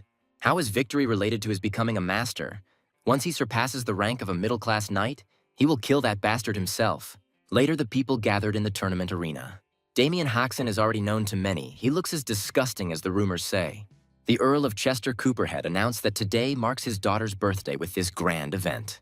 He expressed his gratitude to all the distinguished guests for coming. Abel beamed as soon as he saw his beloved, Earl Copperhead's daughter, Olivia Copperhead, standing next to her father. Here, in this very arena, the bravest knights of the Western Kingdom of Apple have gathered. The winner will gain fame throughout their land, and with it, a reward worthy of that fame. The tournament will last 2 days and will be divided into team and individual fights. Healers will also be on hand, so participants can show off their full strength without worrying about injury. The first duel will begin in 2 hours, and the Count is eager to see the knight's valor. Our hero said goodbye to Abel and Victor, saying that they would see each other a little later. This event was organized for Olivia, so her father asked her to at least try to look happier. However, the girl is unhappy. She didn't ask for anything like this at all. All this is organized only to show off the prestige of their family. But even if she is not interested, the guests will definitely all applaud when the competition begins. It's time for the first event, Team Battle Monster Hunt. The audience shouts out the names of their idols. Even Damien has his fans. Of all the people, Jackson chose our hero for his team. However, the first event, Monster Hunting, is perfect for him. He will make sure that everyone around him remembers his name. And finally, the bars of the pen are raised. The most select monsters were chosen for the knights. Many of the participants were already terrified at the sight of them. They decided to disperse and not engage in direct combat. Jackson also took a step back, but Damien didn't even bat an eyelid. Even when, before his eyes, a huge monster crushed one of the participants. Our hero didn't expect this at this competition. It seems that the Earl of Chester Cooperhead has a rather dangerous hobby. He gathered monsters that even the middle class would have a hard time fighting one-on-one. Low-class knights only have a chance if they work together. However, no one had time to develop a strategy and choose a leader. Therefore, as soon as the monsters appeared, chaos began, which has already cost some their lives. The blood flew so far that it fell on the spectators. Many people came here to watch the competition, but were not prepared for the bloody arena. Even Lady Olivia does not accept such spectacles. However, the Count believes that a true knight should not have died so easily. Although in this way, the troll will weed out the weaklings among the participants. But after the shock had passed, the audience again shouted words of support. After all, viewers always want something exciting and thrilling, and the more exciting it is, the better. Because someone else is risking their life for their pleasure while they sit in safety. Jackson struck the troll multiple times in different parts of his body. But his regeneration is incredible. An attack of this level is completely insufficient. While everyone is bustling about, our hero is still standing in one place. But now it's clear why he was forced to sign a strange disclaimer of liability before the start, in which it was said that they would not blame them even if they died. Even Jackson would be at a disadvantage when facing this monster one-on-one. But if he has a partner who will support him, there will be more than enough chances to win. But even those who didn't die at first can't get close to the monster. The troll continues to fend off attacks of various types. The knights try to attack him all at once, trying to inflict enough wounds to at least temporarily immobilize him while he regenerates, and then finish it off by cutting off the monster's head. However, the troll is not so weak. He caught the knight in flight with his huge hand, after which he swatted him like a mosquito. But Jackson did not back down, deciding that now was the best time for him. He was able to get close and cut off the huge head. Sophia, like the rest of the spectators, admires his courage. This made Jackson turn his nose up even higher, thinking that he is the person who will become the strongest knight. However, a second troll appeared behind him. He realized this as soon as all the spectators fell silent. Somehow he managed to put up protection, thanks to which he was able to survive. He became so arrogant that he completely forgot about the second one. Damien resigned himself to the fact that even if this was the Count's stupid hobby, he would at least have to play along convincingly. Jackson watches as our hero goes after the troll alone, considering that he is a complete idiot and is trying to ruin himself. The monster did not keep him waiting and immediately attacked Damien. But our hero used the secret art, all-encompassing gaze, and changed the trajectory of the blow, after which he ran up his arm onto his back and jumped up with a sword. He then used the secret art of bloody death. This victory was quick and spectacular, which makes our hero stand out from the crowd. Jackson is shocked by what he sees. He cannot believe that this is the man he previously humiliated. Abel began to shout his older brother's name loudly, and people who didn't know him before also began to cheer for him. The Count also appreciated his abilities and was convinced that his reputation was not at all exaggerated. Our hero easily dealt with the troll and put the sword away in his spatial pocket. This attracted public attention and confirmed his reputation, and also amazed Jackson. After the completion of the first stage, a banquet was held at the Cooperhead estate. All the girls' eyes were directed at our hero, as well as at his younger brother. In their opinion, they look even more attractive up close. Abel is surprised that Damien managed to prepare such luxurious clothes. He bought it in advance at a famous clothing store, Moonlight Wave in Landwork. According to the ladies, Damien looks masculine and will be their favorite now and forever. Jackson is furious. He can't listen to this nonsense calmly anymore. It irritates him that everyone recognizes this loser, but not him. He wanted to find understanding from his fiancée, but it seemed she also admired Damien. Sophia doesn't understand how she didn't notice how handsome our hero is before. Count Cooperhead entered the hall with his daughter, Lady Olivia. He thanked all the knights and guests who attended the tournament held in honor of his daughter's birthday. The bravery and indomitable spirit of the young knights inspired him greatly for the first time in a long time. He hopes that tomorrow's final will be just as perfect, and will now announce the prize that the winner will receive. The Count put his hand into the fire and asked everyone to watch very carefully. People were scared when they saw such a sight, but everything is fine. The Count took out his hand and showed everyone that it was absolutely healthy, all thanks to the power of the treasure he was clutching in his fist. Our hero recognized it as he suspected it was really here, the heart of the spirit. This treasure protects its owner from flames and also maintains body temperature. Even for magicians, its origin remains a mystery. But one thing is certain, its value is incredible. The winner will receive it as a prize. The crowd is excited. Damien can't believe they're using the spirit heart as a cheap prize in the tournament. They clearly don't know its true value. Initially, our hero was not interested in the prize, but it is very tempting. The Earl of Chester Cooperhead hopes that all his guests will enjoy today's banquet. A guy from the crowd, Franz from the Nyssen house, approached him. In honor of the young lady's birthday, he prepared a modest gift. These are cosmetics created by alchemists of the sword school using spiritual powder. It's really a humble gift for their family. Another guy, Charlie from the Zion house, approached them. He also prepared a gift for Olivia. A necklace made of 7-colored crystal, said to be a rare gem that drops once when 100 golems are destroyed. In fact, the Cooperhead vault was full of them, but the Count still thanked them for the gifts and asked them to give them to the butler. As expected, the competition to attract the young lady's attention has already begun. However, such a rich Count could not be surprised by ordinary gifts, and Jackson also decided to take advantage of the opportunity. He hoped that Chester had heard of his fame, but no one had ever heard of him. Jackson took out an elixir of condensed life force from his pocket. 1 drop was enough to last the whole day without feeling tired. This was the priceless elixir that the teacher had told him to give to the Count. Targeting the Count instead of the young lady was a smart decision. This gift really pleased such a rich man quite well. Very soon it will be Damien and Abel's turn. Jackson said goodbye, pleased with himself and thinking that everything went perfectly. The attempt was good, but our hero believes that he still failed to win the young lady's affection. When Damien approached the Count, he greeted him joyfully. After all, our hero's achievements today were truly impressive. He noticed that Olivia showed no interest in the banquet held in her honor. Her tastes are quite complex, but Abel shouldn't worry. When she sees her gift, even this woman will react. And the Count himself is interested in what gift a man of such stature could bring to Olivia. Damien used his ring. The Count was surprised that he had a spatial magic tool. When our hero took out his bow, Olivia finally raised her bored eyes. And when he took it out completely, she even stood up from her seat. This gift turned out to be the most interesting of all those given previously. Although other people don't understand its value, it looks like an ordinary cheap bow. And the Count himself was surprised. He was giving something so unimpressive, he thought that his daughter would definitely not like it.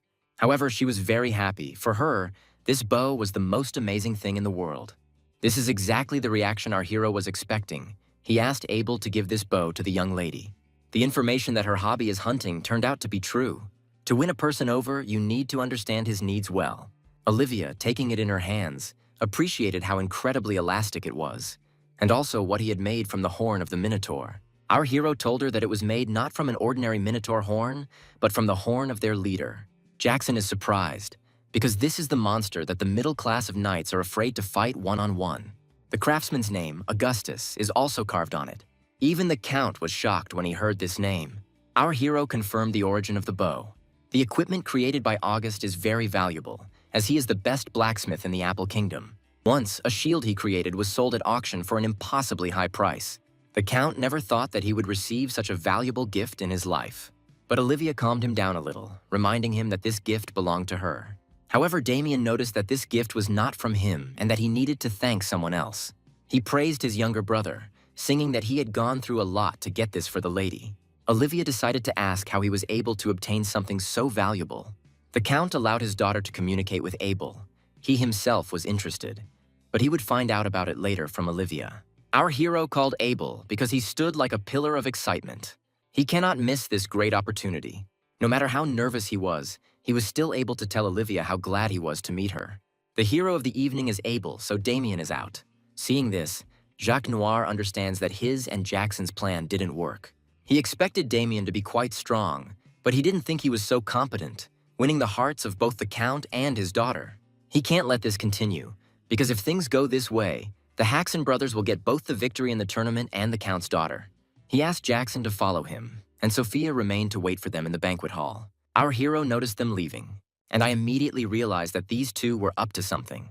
The next day, Damien and his companions were walking around the area. All the time, our hero looked slyly at his younger brother, which made him feel awkward.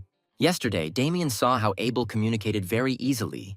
The atmosphere between him and Lady Olivia was very good, after which he left and said that he would wait for good news from Abel as soon as possible. And Victor wished his master good luck in the upcoming battle. Abel decided to thank his older brother for creating this opportunity for him. But he decided to play a joke, because in front of him was some stranger who had put his younger brother somewhere. Although all this was expected, because it is natural when a brother takes care of his brother. All he can do is do everything he can to get along with Lady Olivia as best he can. The second match of the tournament will feature singles fights. Our hero shows himself to be just as cool as before. None of his opponents were able to land even a single blow on him. Abel and Victor are cheering for him at the top of their lungs. At the end of the second match of the tournament, our hero reaches the final. In the stands, a rather secretive woman unexpectedly approached Abel. It turned out to be Lady Olivia, but it's strange that she's here. Olivia sneaked in here to warn of the danger. She found out about it last night. The girl couldn't sleep until late, so she left the room for a walk. She was excited after a pleasant conversation with Abel and was thinking about how to meet him again. Then the servant said that the Count was calling her to him. Her father told her some very unpleasant news. By his order, she is obliged to marry Sir Jackson Cutter. Olivia herself is of course not happy about this because she doesn't even know this person. And Jackson was irritated. Jacques told him to follow him, so he hurried, but did not know about further plans. His beloved Sophia is waiting for him, and Olivia does not understand how such a decision was made without her.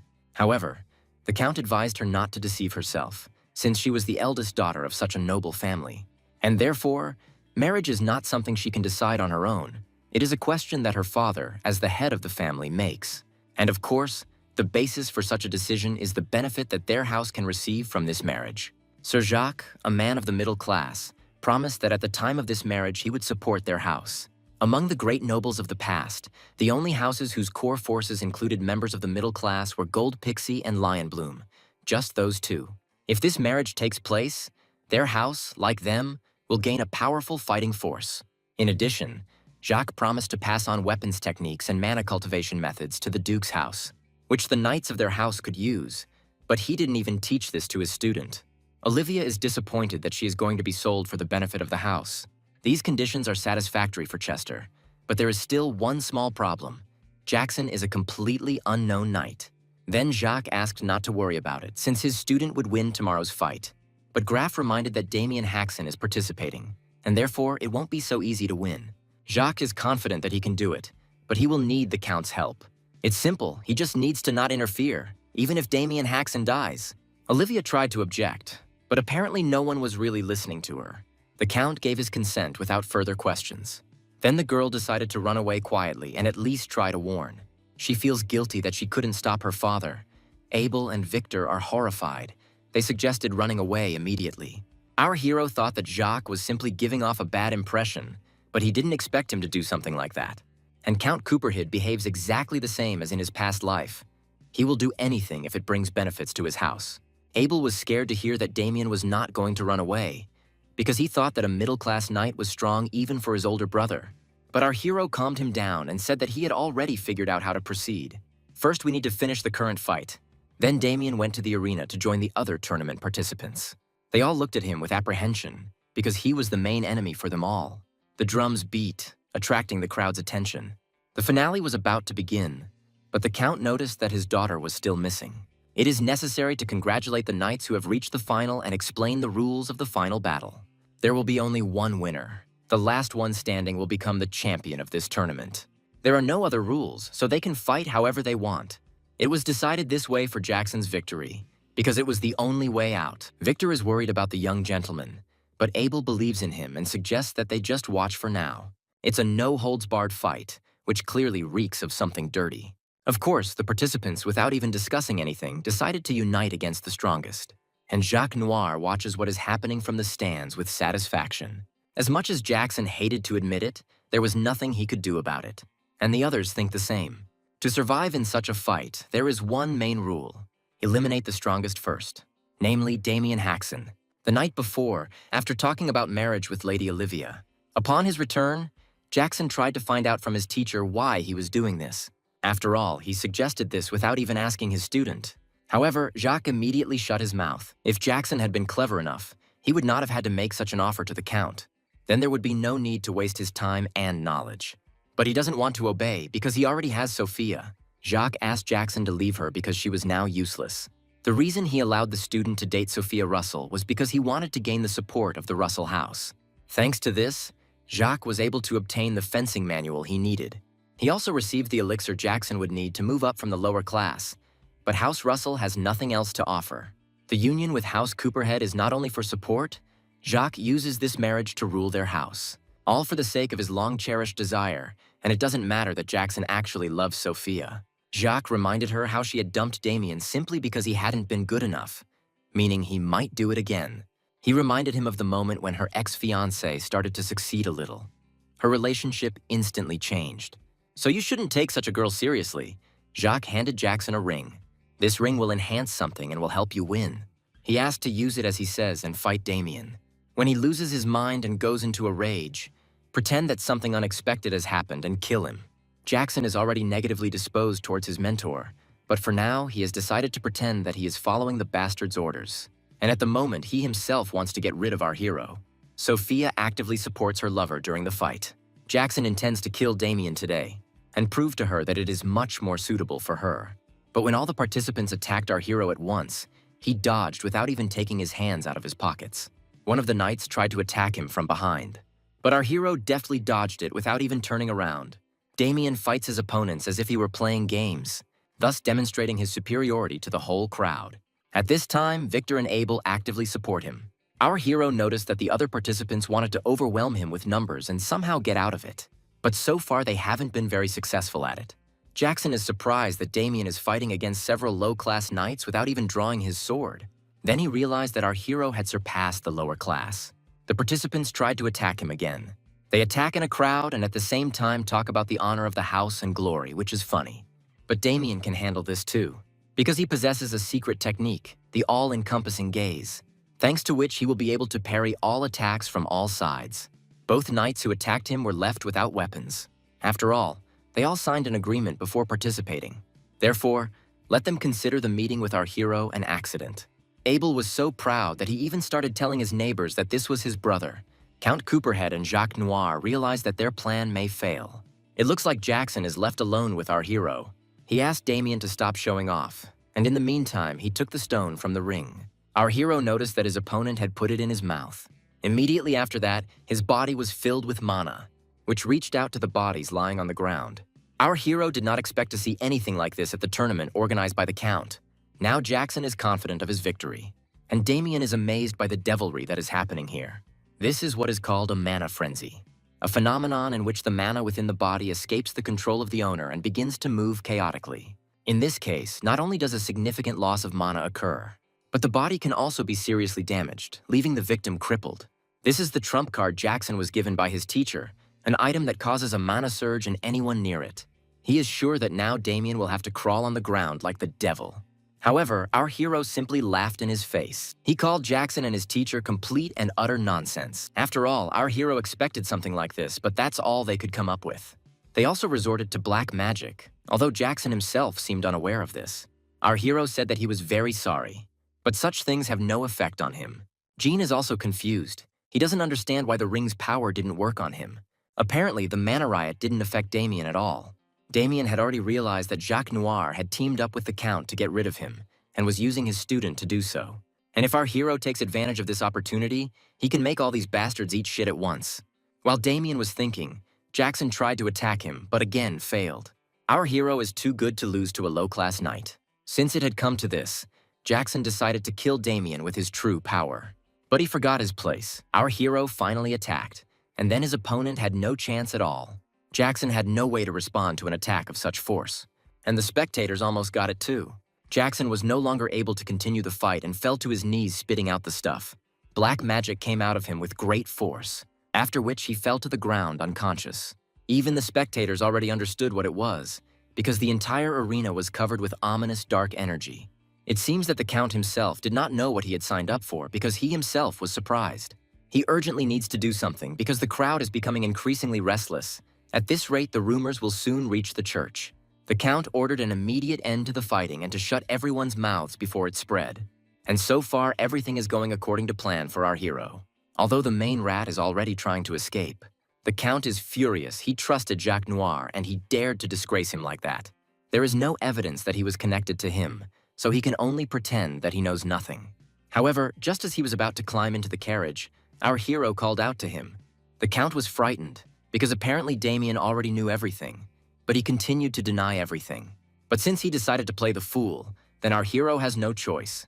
Damien quickly dealt with his guards. He didn't touch the Count, but he scared him a little, after which he asked the question again. Now he probably remembered what he should have said. Later, the Count learned that his daughter had told about all their insidious plans. After he fed her and gave her a roof over her head, she dared to betray him. Then Damien brazenly threw his feet up on the table right in front of him. After all, they had already talked about everything, and he couldn't blame Olivia for this. The church will soon arrive on the scene to investigate, and they will then learn of his alliance with Jacques to kill Damien. They also use black magic, which the church hates the most. And even if Damien remains silent, Jackson will still reveal the whole truth, because the torture of the Inquisitors is terrible. After our hero intimidated the Count, he immediately said that he had his own connections in the church and that protecting him would not be difficult. But all this will not be done just like that. Damien has his own conditions. First, approval of his younger brother's relationship with Lady Olivia. And secondly, declare our hero the winner of the fighting tournament. Third, Olivia said, as compensation for this matter, pay 300 gold pieces to the Viscountcy of Haxon. This wasn't Damien's plan, but it's a great idea. And finally, Olivia has one more suggestion, which of course irritates the Count because she is his daughter. She demanded that half of the territory be handed over to her within a year. He wanted to object, since it wasn't she who initially set the conditions. But Olivia reminded him that she was a witness to everything that happened. The Count is angry that his daughter is trying to take advantage of the opportunity to fleece her own father blind. But she intends to take back what is hers and leave behind this disgusting family that used her as a tool. Our hero didn't expect Olivia to go so far. She turned out to be scarier than he thought. If her father has no objections, then she considers that he completely agrees. In principle, the Count doesn't really have a choice. A few days later, it was time to hear the verdict from the church. Our hero told his version to the second-rank church paladin Thomas, in which Count Cooperhead is innocent. They have already received a confession from the criminal Jackson Cater, who stated that they conspired with the Count and attempted to kill Damien. But the Count declared that it was all a lie, that he had only been told not to interfere with the outcome of the duel, and he had no idea what they were going to do. Damien also added that Chester Cooperhead himself came to him and warned him about the danger. If the Count had really wanted to kill him, he would have had no reason to do so. He said that after meeting them, he began to worry and secretly visited Damien, and if he had known about black magic, he would have stopped them himself. Our hero asked Sir Thomas to believe him, and swore in the name of God that neither the Earl nor he had said a word of lies. Given their good relationship, Paladin listened to Sir Damien's words. Our hero kept his promise, now the Count needs to keep his. But at least he is glad that he survived. After all this, it was time to return home. Abel did not think that he would introduce Lady Olivia to his family so soon. Damien himself wanted everything to work out for them, but it was quite painful to watch. Well, there were a few difficult moments, but our hero eventually achieved his original goal. The church's investigation concluded within a week, concluding that there were no other suspects besides Jackson and Jacques. The Count was completely acquitted, but Olivia had already managed to take a lot from him. That is why she chose to leave with Abel rather than stay in her father's house. Abel received Olivia's love as he wished, and our hero received the main prize for winning the tournament. The situation was awkward, so there was no award ceremony, but he still got it. The Count doesn't know the true value of this item, but Damien does. The Spirit Heart is a clod of power that forms with an extremely low probability when a high-ranking spirit disappears, if our hero can melt it and absorb it. It is capable of granting him not only colossal magical power, but also the strength of the spirit itself. Damien sees for the first time a heart containing the ability of the fire spirit. By simply absorbing it, he will be able to reach the level of his past life much faster. Jacques Noir is now wanted and blames Damien for everything that happened. He wants revenge, which is why he followed them all the way and waited for the right moment. At night, while everyone is sleeping, is the best time to carry out insidious plans. It was at this moment that Jacques poked his nose out of the shadows. But as soon as he drew his sword, Damien called out to him. Our hero thought his neck would fall off from anticipation. Jacques reacted quickly and used a long-range attack, but missed, only cutting down the branch Damien was sitting on. He knew from the very beginning that Jacques was following them, and he also knew what his true target was. The heart of the spirit is with Damien, after all. He is the winner of this tournament. If Jacques' goal had been to arrange a marriage between Jackson Cutter and Lady Olivia, he wouldn't have been so obsessed with winning the bastard's hand. Even using dangerous black magic, it is obvious that his original goal was the winner's reward. Jacques thought it would be difficult to get to the heart, considering that there were church bastards everywhere. But it was good that he followed Damien. Now he just needs to kill him and take the spirit's heart. But our hero doubts that he will succeed. Jacques went on the attack, but Damien deftly parried all his attacks. At one point, he almost managed to get our hero, but almost doesn't count. Still, this guy is one of the best among the middle class. His strength is not wasted, his attacks are assertive. He is surprised that some low-class scum is able to withstand his blows. But he thinks that this is all, since he managed to master the art of the ghost sword.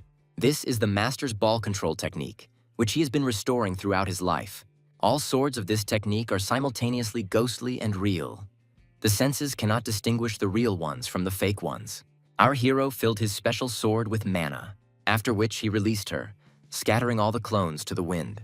This put Jacques in an awkward position, as it was his most powerful technique. It took him a while to realize what would happen next.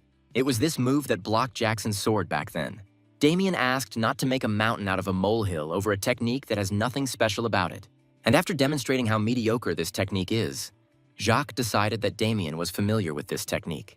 But our hero told him that he just tried to repeat his movement, and it worked. At that moment, Jacques' entire inner world seemed to collapse. Since childhood, without a shred of doubt, he considered himself a genius. However, the moment he met a real genius, his illusions were shattered by a single blow. The true genius defeated him with ease and a bored expression on his face. Then Jacques realized that he was not a real genius, just a little above others. And that's when it all started.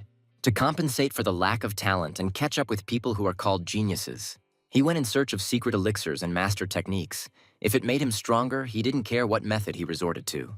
After more than 10 years, he finally managed to reach the middle class. He mastered this technique with great difficulty, spending his life on the path to strength, and Damien simply copied it. He even said that it was a waste of mana. These damn geniuses always just go and do it. Our hero chopped off his head to keep him quiet. He doesn't want to waste time on irrelevant stories. It's time to go to bed. Although early, after killing an enemy, Damien should search him because he might find something useful. Afterwards, they returned home with Olivia. She stayed at their estate for a whole month. She helped with household chores and became friends with all the residents of the Viscounty. Although the servants kept running after her and trying to stop her, because it was not appropriate for such a lady to do such work, Mom came out of the estate and suggested that Olivia leave this and go into the house to rest a little. Marilda heard that the groom's wife was pregnant, so she was going to visit them. Olivia decided to join in and offered to bring food that would be helpful for recovery. Paul watched from his office window as the women chatted pleasantly in the courtyard. Managing the lands has become much easier thanks to Olivia. Even the servants are grateful for the attention his daughter-in-law pays to everything. Her parents were shocked when they first met her, but Olivia adjusted very quickly. The Count's daughter appeared in person, bringing with her half of her family's lands, and declared that she would marry Abel. Thanks to Olivia, they even managed to take the arrogance out of people at social events who had previously looked down on their family. It turned out that marriage proposals to Damien were pouring in from all sides, as he had become quite famous. But our hero thinks that it is too early for him to get married. Although my father didn't understand. Sometimes you get married too late, but never too early. First of all, a man needs to settle down in one place to find stability. In his youth, Paul also rejected many young ladies. The father continued to talk about marriage, which caused Damien to lose control and jump out of the window. The holidays are still a long way off, so father will wait with his lectures. In fact, our hero never even dreamed of himself as a husband. Besides, worrying about it in the first place is a luxury for a person like him, even if everything he did was not done of his own free will. But someone's children, brothers, and parents died at his hands. This fact cannot be changed. In his opinion, such a killer does not deserve happiness. More importantly, he needs to get stronger as quickly as possible so he can kill Dorgo first. Damien ran into the forest to train. In the book, he saw a technique that destroys madness. It was a new mana cultivation technique he discovered after defeating Jacques Noir. Unlike the normal cultivation method where you have to sit still as usual and absorb mana, this is an unusual technique that allows you to absorb mana even while moving, the principle of which is quite complex. If combined with existing methods, something quite decent can be created. And if, in addition, the spirit heart is correctly absorbed, then our hero will definitely be able to become stronger in a short time. But just as he began to warm up, Victor came to announce the arrival of a guest. For some reason, upon hearing about the guests, our hero had a bad feeling. Entering the house, Damien saw Agnes. In principle, this is exactly what he expected to see. She apologized for coming so suddenly. She was driven by the need to ask Damien for a difficult favor. They confirmed the location of the corpse puppeteer's dungeon. She talked about how they were tracking him and apparently finally found him. That's why Agnes came to our hero. After all, Damien is strong and talented. So she came from the church to ask him to lend her power, to punish this evil in the person of the puppeteer of corpses. The next morning, right at dawn, Damien tried to sneak out of the house. He wanted to do it while everyone was sleeping. But it turned out that Victor gets up very early and cleans the area. Damien said he was going to morning training, but Victor assumed it was because of Lady Agnes's request. I assumed that our hero was going to join this punitive detachment. He hopes that this time his master will not go, because everyone knows how dangerous the dungeon created by this puppeteer is. First of all, the Viscount would never allow this, but Damien didn't tell him anything. So Victor will have to pretend that he didn't see anything. But he can't send Damien to a place that will clearly cause his death, although it is unclear what he was hoping for when he came out against our hero with a broom. Picking up Victor, Damien again noticed how thick and heavy he was. It's about time he lost weight. He sat him down against the wall and promised that he would not fall for the corpse puppeteer's stupid tricks. It's also an ideal opportunity to eliminate one of Dorgo's henchmen, which our hero cannot miss, so he must go. If Victor hears, he asked to tell his father where he went. Arriving at the scene, Damien met the other paladins participating in the pursuit. He met Margaret, a second-rank paladin of the School of Blazing, a huge woman. The skills of a second-tier paladin are comparable to that of an average knight. This woman's aura is definitely extraordinary. Margaret didn't expect Damien to come, considering it was a dungeon created by the corpse puppeteer, but he said that he could not refuse the request received from Lady Agnes, and besides, he cannot stand dark magicians. A bit wasteful, but nothing could be done. She handed him the sword. Margaret gave our hero the sacred blade, weapons crafted from a rare metal that undergoes countless etchings by the hands of a dwarven master blacksmith, after which the priests imbue it with divine power for years. Even just holding it in his hand, Damien feels his fatigue disappear. Agnes begged the master and with great difficulty managed to get him. Since Damien joins this expedition, he should receive a reward. However, it is quite rare for her to simply lend the sacred sword to an outsider. Apparently, Agnes is extremely passionate when it comes to Damien. Margaret deliberately teases Agnes to anger her. In any case, although this is not a high-class item, it is still a thing of incredible value. Agnes once again thanked our hero for responding to their request. But Damien doesn't need gratitude. He would like to hear more about the current situation. A few weeks ago, people started disappearing in the No-Free Mountains. The soldiers walked through the forest and tried to find the third missing person. Suddenly, their dog became very scared and pressed itself to the ground. The soldiers did not immediately understand why she behaved this way, but then we heard the man say how much pain he was in. Hearing the voice, they began to look out, trying to find its source. And then a huge monster came out from behind the trees towards them. They were frightened by what they saw. A monster, assembled from the bodies of animals and missing people, came out to them. This is how the estate's soldiers, who were searching for the missing farmers, were able to pinpoint the location of the dungeon. But our hero felt that something was wrong with this story. It was unthinkable that the puppeteer of corpses would allow his subjects to escape so easily, especially when he himself still hasn't even shown up and hasn't left a single trace of his presence. A fair point. The church also suspects that this could be a trap, but they still sent a punitive detachment. However, the church's actions are not entirely reckless. Assuming that the dungeon might be a trap, they gathered experienced fighters from 3 schools. With such powers, one could wipe out an entire kingdom, and Damien was called because of Agnes. Their master was against it at first, but then, since they joined at the last moment, 2 came out and he ordered the fighting power to be increased. Therefore, if our hero had not accepted this offer, Margaret would not have allowed Agnes to participate. Damien can't tell anyone, but he already knows how this punitive operation will end. In a past life, a large-scale punitive detachment was assembled, exactly like this one, and the result was its complete destruction. And from the last words of the paladin, who barely survived and died immediately after, the reason became known. He said that the enemy was among the punitive detachment. It only remains to find out which of them is the traitor. Their carriage arrived at the place where the paladins had set up camp. The punitive forces camp is quite well prepared. There are quite a few paladins here who look at least of low rank. The church was well prepared for this operation. Margaret asked Damien to follow her. They walked into the chamber where the paladins from the Order of the Furious Blizzard sat. It seems that Margaret is late not for the first time. She said that she needed to stop by somewhere. But next time he will definitely come on time, and it seems this excuse is not the first time. But the problem is Gomel's eternal irascibility. If he frowns like that all the time, wrinkles will appear on his forehead. Their exchange of barbs at some point almost escalated into a real quarrel, and also a measurement of the coolness of each of their orders. Damien noted that these two orders really have very bad relations. But their quarrel was interrupted by Sanus from the Order of Blinding Pain, a second-rank paladin of the church. She advised them to direct all their energy to tearing apart those dirty, dark magicians hiding in the dungeon. Margaret greeted her. They hadn't seen each other for a long time either. Sanus asked who the man was sitting at the table with them, pointing at our hero. He doesn't look like a paladin. Margaret introduced her to our hero. The other paladins had already heard of him, since he had executed an officer from Yulan, and also that he fought with two dark magicians at once. Margaret excitedly told them that Agnes had gone personally to recruit him, and she had thought her shy. Damien is not just some outside force. He has many merits to their order, so he was recognized as an ally.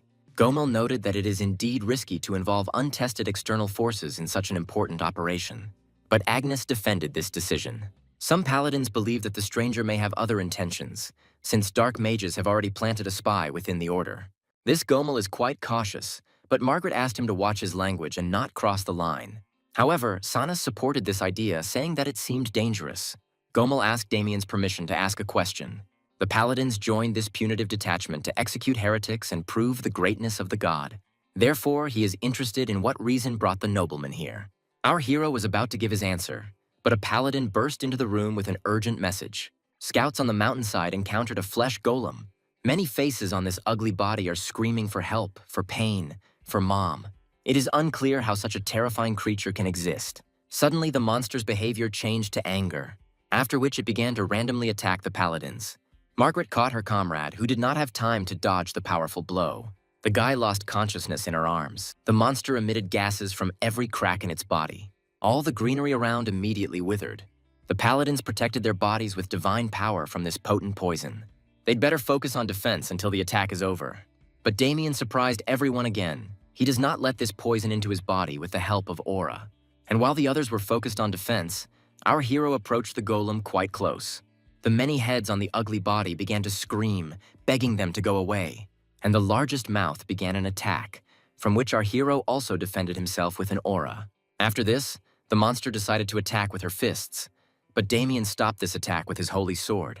He told Gomel the reason for his arrival, which he so wanted to hear. Agita, that damn dark mage, cursed his domain and tried to kill his entire family. After everything I've been through at his hands, killing one of them won't be enough for Damien. That's why he won't stop until he kills every one of these creatures. This answer shocked Gomel, but he was no less shocked by Damien's strength. At the same time, the enemy is trying to find out from one of his own, Dylant, why he gave away the location. After all, only the three of them remained from Yulan, and the paladins are now building a perimeter outside. But there is a man who has ordered the kingdom to be shaken, so Dylant decided to start by destroying the church's fighting power. Their mysterious leader hasn't appeared for a long time, but Dylant won't let anyone insult him. Perhaps this mysterious leader would even like it if he created a golem using the flesh of a dark mage. Kite attacked them from behind and grabbed them by the heads. Dylant ordered him to take them to the sewing room. He would immediately carry out the procedure. Kite listens only to him. He created a loyal subordinate for himself, who carries out all orders without question. This time, Dylant will create a true masterpiece that will definitely satisfy his enigmatic leader. And if it is the corpse of a paladin, he will surely give them an answer again. Sitting in this cave, he controls the golem, which is now fighting the paladins. Then the puppeteer saw that there was someone else besides the paladins. He saw Damien find the core with one blow and pierce the golem. Dylant can't believe that someone who isn't even a paladin could so easily break through the trials he had prepared. Then the puppeteer decided that our hero would be the ideal ingredient for the next creation. He asked his mysterious patron to wait until he caught the perfect ingredient and used it for his purposes. This will be his greatest masterpiece. It seems like this is how the Death Knight appeared last time. However, now fate can change, because our hero has a power that he did not have before. The next day, a squad of paladins approached the cave. If they want this punitive operation to be successful, everyone must understand their roles and responsibilities. The first to go will be a furious blizzard under the command of Gomel. The flaming ones will cover the rear from sudden attacks. And in the center, the blinding pain squad will use its powers to support both the front and rear as they advance. This structure allows for the most effective use of the various powers that each order possesses. Agnes was upset that they were in the rear. She would have liked to be on the front lines and cleanse the world of these heretics. But Dionisio promised to sort out the details and open the way, and the flaming ones should save their strength for the decisive battle. He told Damien that his performance yesterday was really impressive, although he himself is not at that level yet. But a stranger always remains a stranger, so Dionisio will keep a close eye on our hero. Agnes advised him to stop talking nonsense and return to his position. Before they catch the puppeteer with a corpse, it would be fun for Damien to find the traitor inside the church first. And since that was the case, he called Agnes to follow him to catch the puppeteer of the corpses. At the same time, find out the reason for Agnes's boundless hatred. In the cave, they came across many mediocre dolls made from the flesh of corpses. The Order of the Furious Blizzard, which goes ahead, cuts them down, clearing the way for the rest. Gomel and Dionisio are at the very top. Before doing so, freezing them with ice magic. No matter how many times Damien saw it, this power still fascinates him. Even he himself is not able to reproduce this ability, the power of the church. Depending on the order, the power may have a different nature. In the past, he fought fiercely against the 5 saints who were at the peak. The Furious Blizzard, one of the strongest orders. Their only flaw is their excessive pride. And yet these paladins are a little overacting, since they remember Damien's performance yesterday and are wary of him. And yet our hero kills, so clearly showing mercy to a creature that emerged from the dirty hands of heretics. As expected from the Disciple of Light, who seemed the most fanatical of the 5 saints, the abnormal one admires Damien's hatred. She even tried to invite him to her order. They are always glad to see such sacred and strong people. Our hero doesn't understand how many more times he will have to repeat this scenario when facing the paladins. Sanus also mentioned that, as a paladin of their order, he would become an eternal servant of God. And besides, this will solve his problem with the lack of mana. This part is definitely interesting.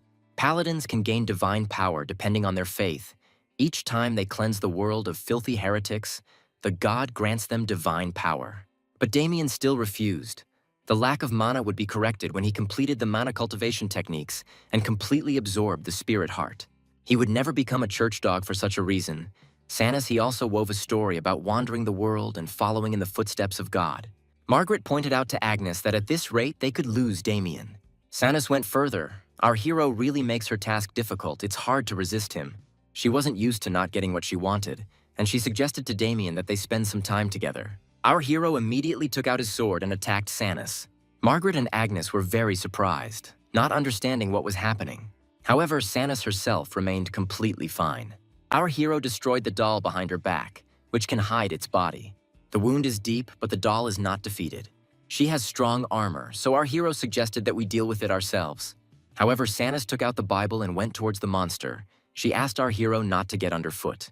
Damien is amazed, has enough power to neutralize a high-ranking flesh golem with a single book.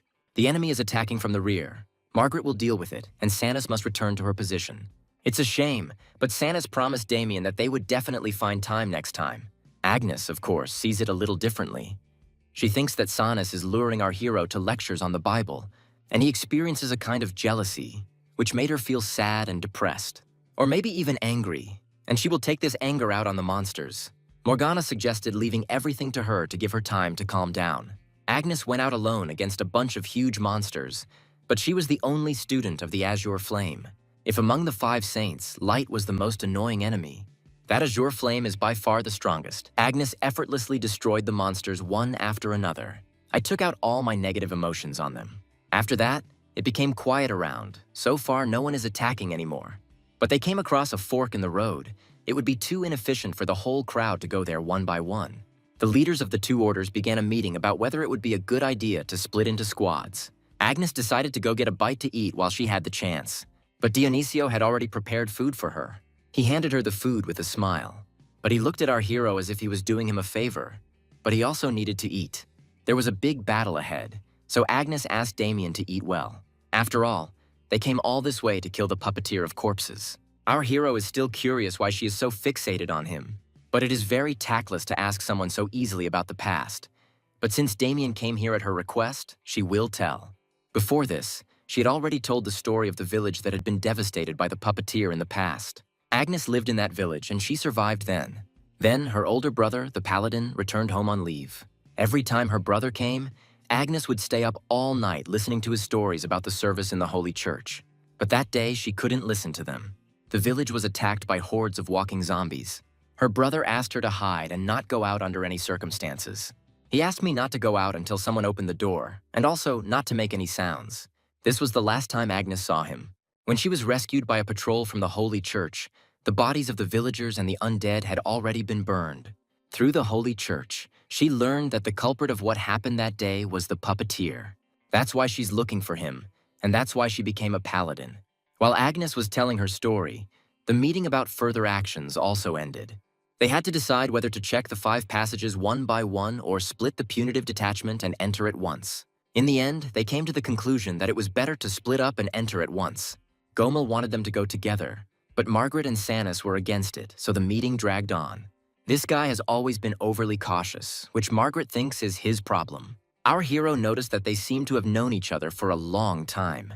Gomel ordered all units to gather. From this moment on, the punitive detachment is divided into 5 teams and goes inside. Each squad breaks through at maximum speed and then unites with those who fall behind. Just as Gomel was about to say that today would be Yulin's last day, something unexpected happened. The ground beneath them collapsed from the explosion, and the entire punitive detachment fell into a huge hole. This hole is boundless and very deep. The sudden explosion turned into a storm, and now everyone was scattered. Paladins are as resilient as cockroaches. They'll probably land on their own without any problems. More importantly, it looks like the puppeteer actually dug through this entire mountain to trap the paladins here. He really did prepare a grand tomb for Damien. Finally, they reached the bottom of the pit. Our hero fell in the same place with Dionisio. That's why Damien calls them cockroaches. They are treated with divine power. Dionisio himself doesn't seem to be particularly happy that, out of all the possible options, he ended up with our heroes. Damien didn't even think about persuading him. If he didn't want to, let him go his own way. Then Dionisio jumped up and ran towards our hero. But he didn't think anything bad. He just killed the monster hiding nearby. Damien left him alone because he was curious about what he would do, but he didn't expect to be protected. Dionisio still hates our hero, but if he dies, Agnes will be sad. Hearing this, Damien assumed that he liked Lady Agnes. Dionisio even reminds me of Abel in some ways. That's why our hero, despite everything, feels sympathy for him. At first, they thought they were being attacked by a man. But upon closer inspection, we realized that this was the work of a corpse puppeteer. This guy had a habit of making golems out of flesh. The more human-like they were, the more effort he put into them. He called these humanoid golems his greatest masterpiece. However, according to Dionisio, this is the most disgusting addiction from which this world must be cleansed. He pounced on the enemy to do it by force, but suddenly his divine power simply dissipated. This monster turned out to be stronger than the paladin. With just one blow, he sent Dionisio flying. The paladin could never understand what happened to his divine power, and Damien was a little surprised. Our hero took out his sword and walked forward. He had already seen something like this in his first life. It turns out that the puppeteer of the corpses already knew about this, a magical artifact located in the body of a humanoid golem. Damien knows very well who made it, which fuels his hatred. He cut the monster into small pieces, and he tore this artifact from his flesh. What he saw shocked Dionisio.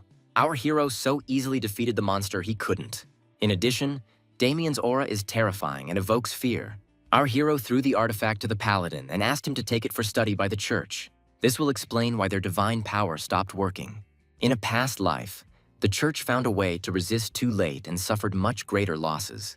But now, since Damien acted first, they would find a solution, an excellent chance to annoy Dorgo. Dionisio suddenly became very polite. He felt that it was necessary. The enemy seems to have hollowed out the insides of the mountain, so the place they hit must be gigantic. After wandering around for some time, they finally found one of their own. Sanus is glad to see them safe and sound. However, what Damien expected happened, but not what Dionisio expected. Sanus squeezes Gomel's neck in his hands, but acts as if nothing had happened. She then revealed that Sir Gomel had ambushed their scattered team members. But Dionisio is very confused. He cannot believe in betrayal. He thinks it's all a misunderstanding. Sanus tried to convince him that she herself could not believe it. But it was true. She even offered to arrest them and hold a trial if they insist. However, two second-rank paladins, close to the middle class, clashed in battle. But there is not a single trace of battle around. And Sanus itself is too clean compared to Gomel. Then the girl realized that Damien didn't buy her chatter and confessed. Dionisio didn't immediately understand what she was talking about. However, Sanus showed him what it meant. She hit Gomel just like she hit him right now. She believes that all paladins are weak, yet they still call themselves the representative body of the church. Only blinding pain can be true representatives. The church has become too lenient in interrogating heretics. They deserve only immediate execution. The Order of Blinding Pain wishes to restore the original order and return the church to its old ways. Most of the punitive detachment died in the dungeon. This means that their order, whose core remains, will naturally become the center of the church. All this is complete nonsense, because in his past life, even that grand betrayal ended in complete destruction. The paladins, endowed with power, were defeated with one blow. Having disposed of the pawns with a wave of destruction, our hero pierced Sanus's neck with the death blade. He saw it clearly, but for some reason his sword missed. Sanus must have used some kind of ability. And after successfully dodging, she immediately attacked Damien with destructive force. She has a defense that can block the death blade and a deadly attack. The power of blinding pain, their power of amplification, and it is not just physical strength. They can increase the density of an object or the sharpness of a blade too. Any concept can be enhanced. And the higher the level, the more buffs can be applied, and the more times this ability can be used. Sanus has advanced far. She can make up to 30 enhancements. Damien knows, after all, he has already fought Light, one of the 5 great saints. He then crushed thousands of undead creatures using only his evil gravity. Sanus heard that our hero is able to reflect the approaching magic, but now he only dodges. Her attacks are too predictable, and her all-encompassing gaze consumes mana proportionally to the attack power. At Damien's current level, this is a bit much, because Sanus's attacks are very powerful and expensive. Then she said that Damien's evasions had come to an end. Our hero decided that he would have to take a little risk. He decided to apply the Spirit Heart now. The amount of mana in his body increased many times over. Sanus didn't understand what he had done, but she decided that she needed to end it before it became dangerous. However, her series of intensified attacks did not produce any results. Our hero used his all-encompassing gaze every time and diverted her attacks. Besides, he himself gave her a good punch. Dionisio and Gomel are amazed by such power. But since our hero refuses to be cut, Sanus decided to try something a little rougher. Although now she is unlikely to be able to respond with anything worthy. Meanwhile, Agnes and Margaret landed in another part of the pit. Most of the rank-and-file paladins were killed, and something about that didn't feel right. The two of them were very unlucky, because they fell right on top of the corpse puppeteer. Although he's not particularly interested in these girls, he would like Damien to fall here. Since no one saw the puppeteer of the corpses, they did not immediately understand who was in front of them. But this even slightly offended the enemy. They came here to kill him. He greeted his materials and introduced himself.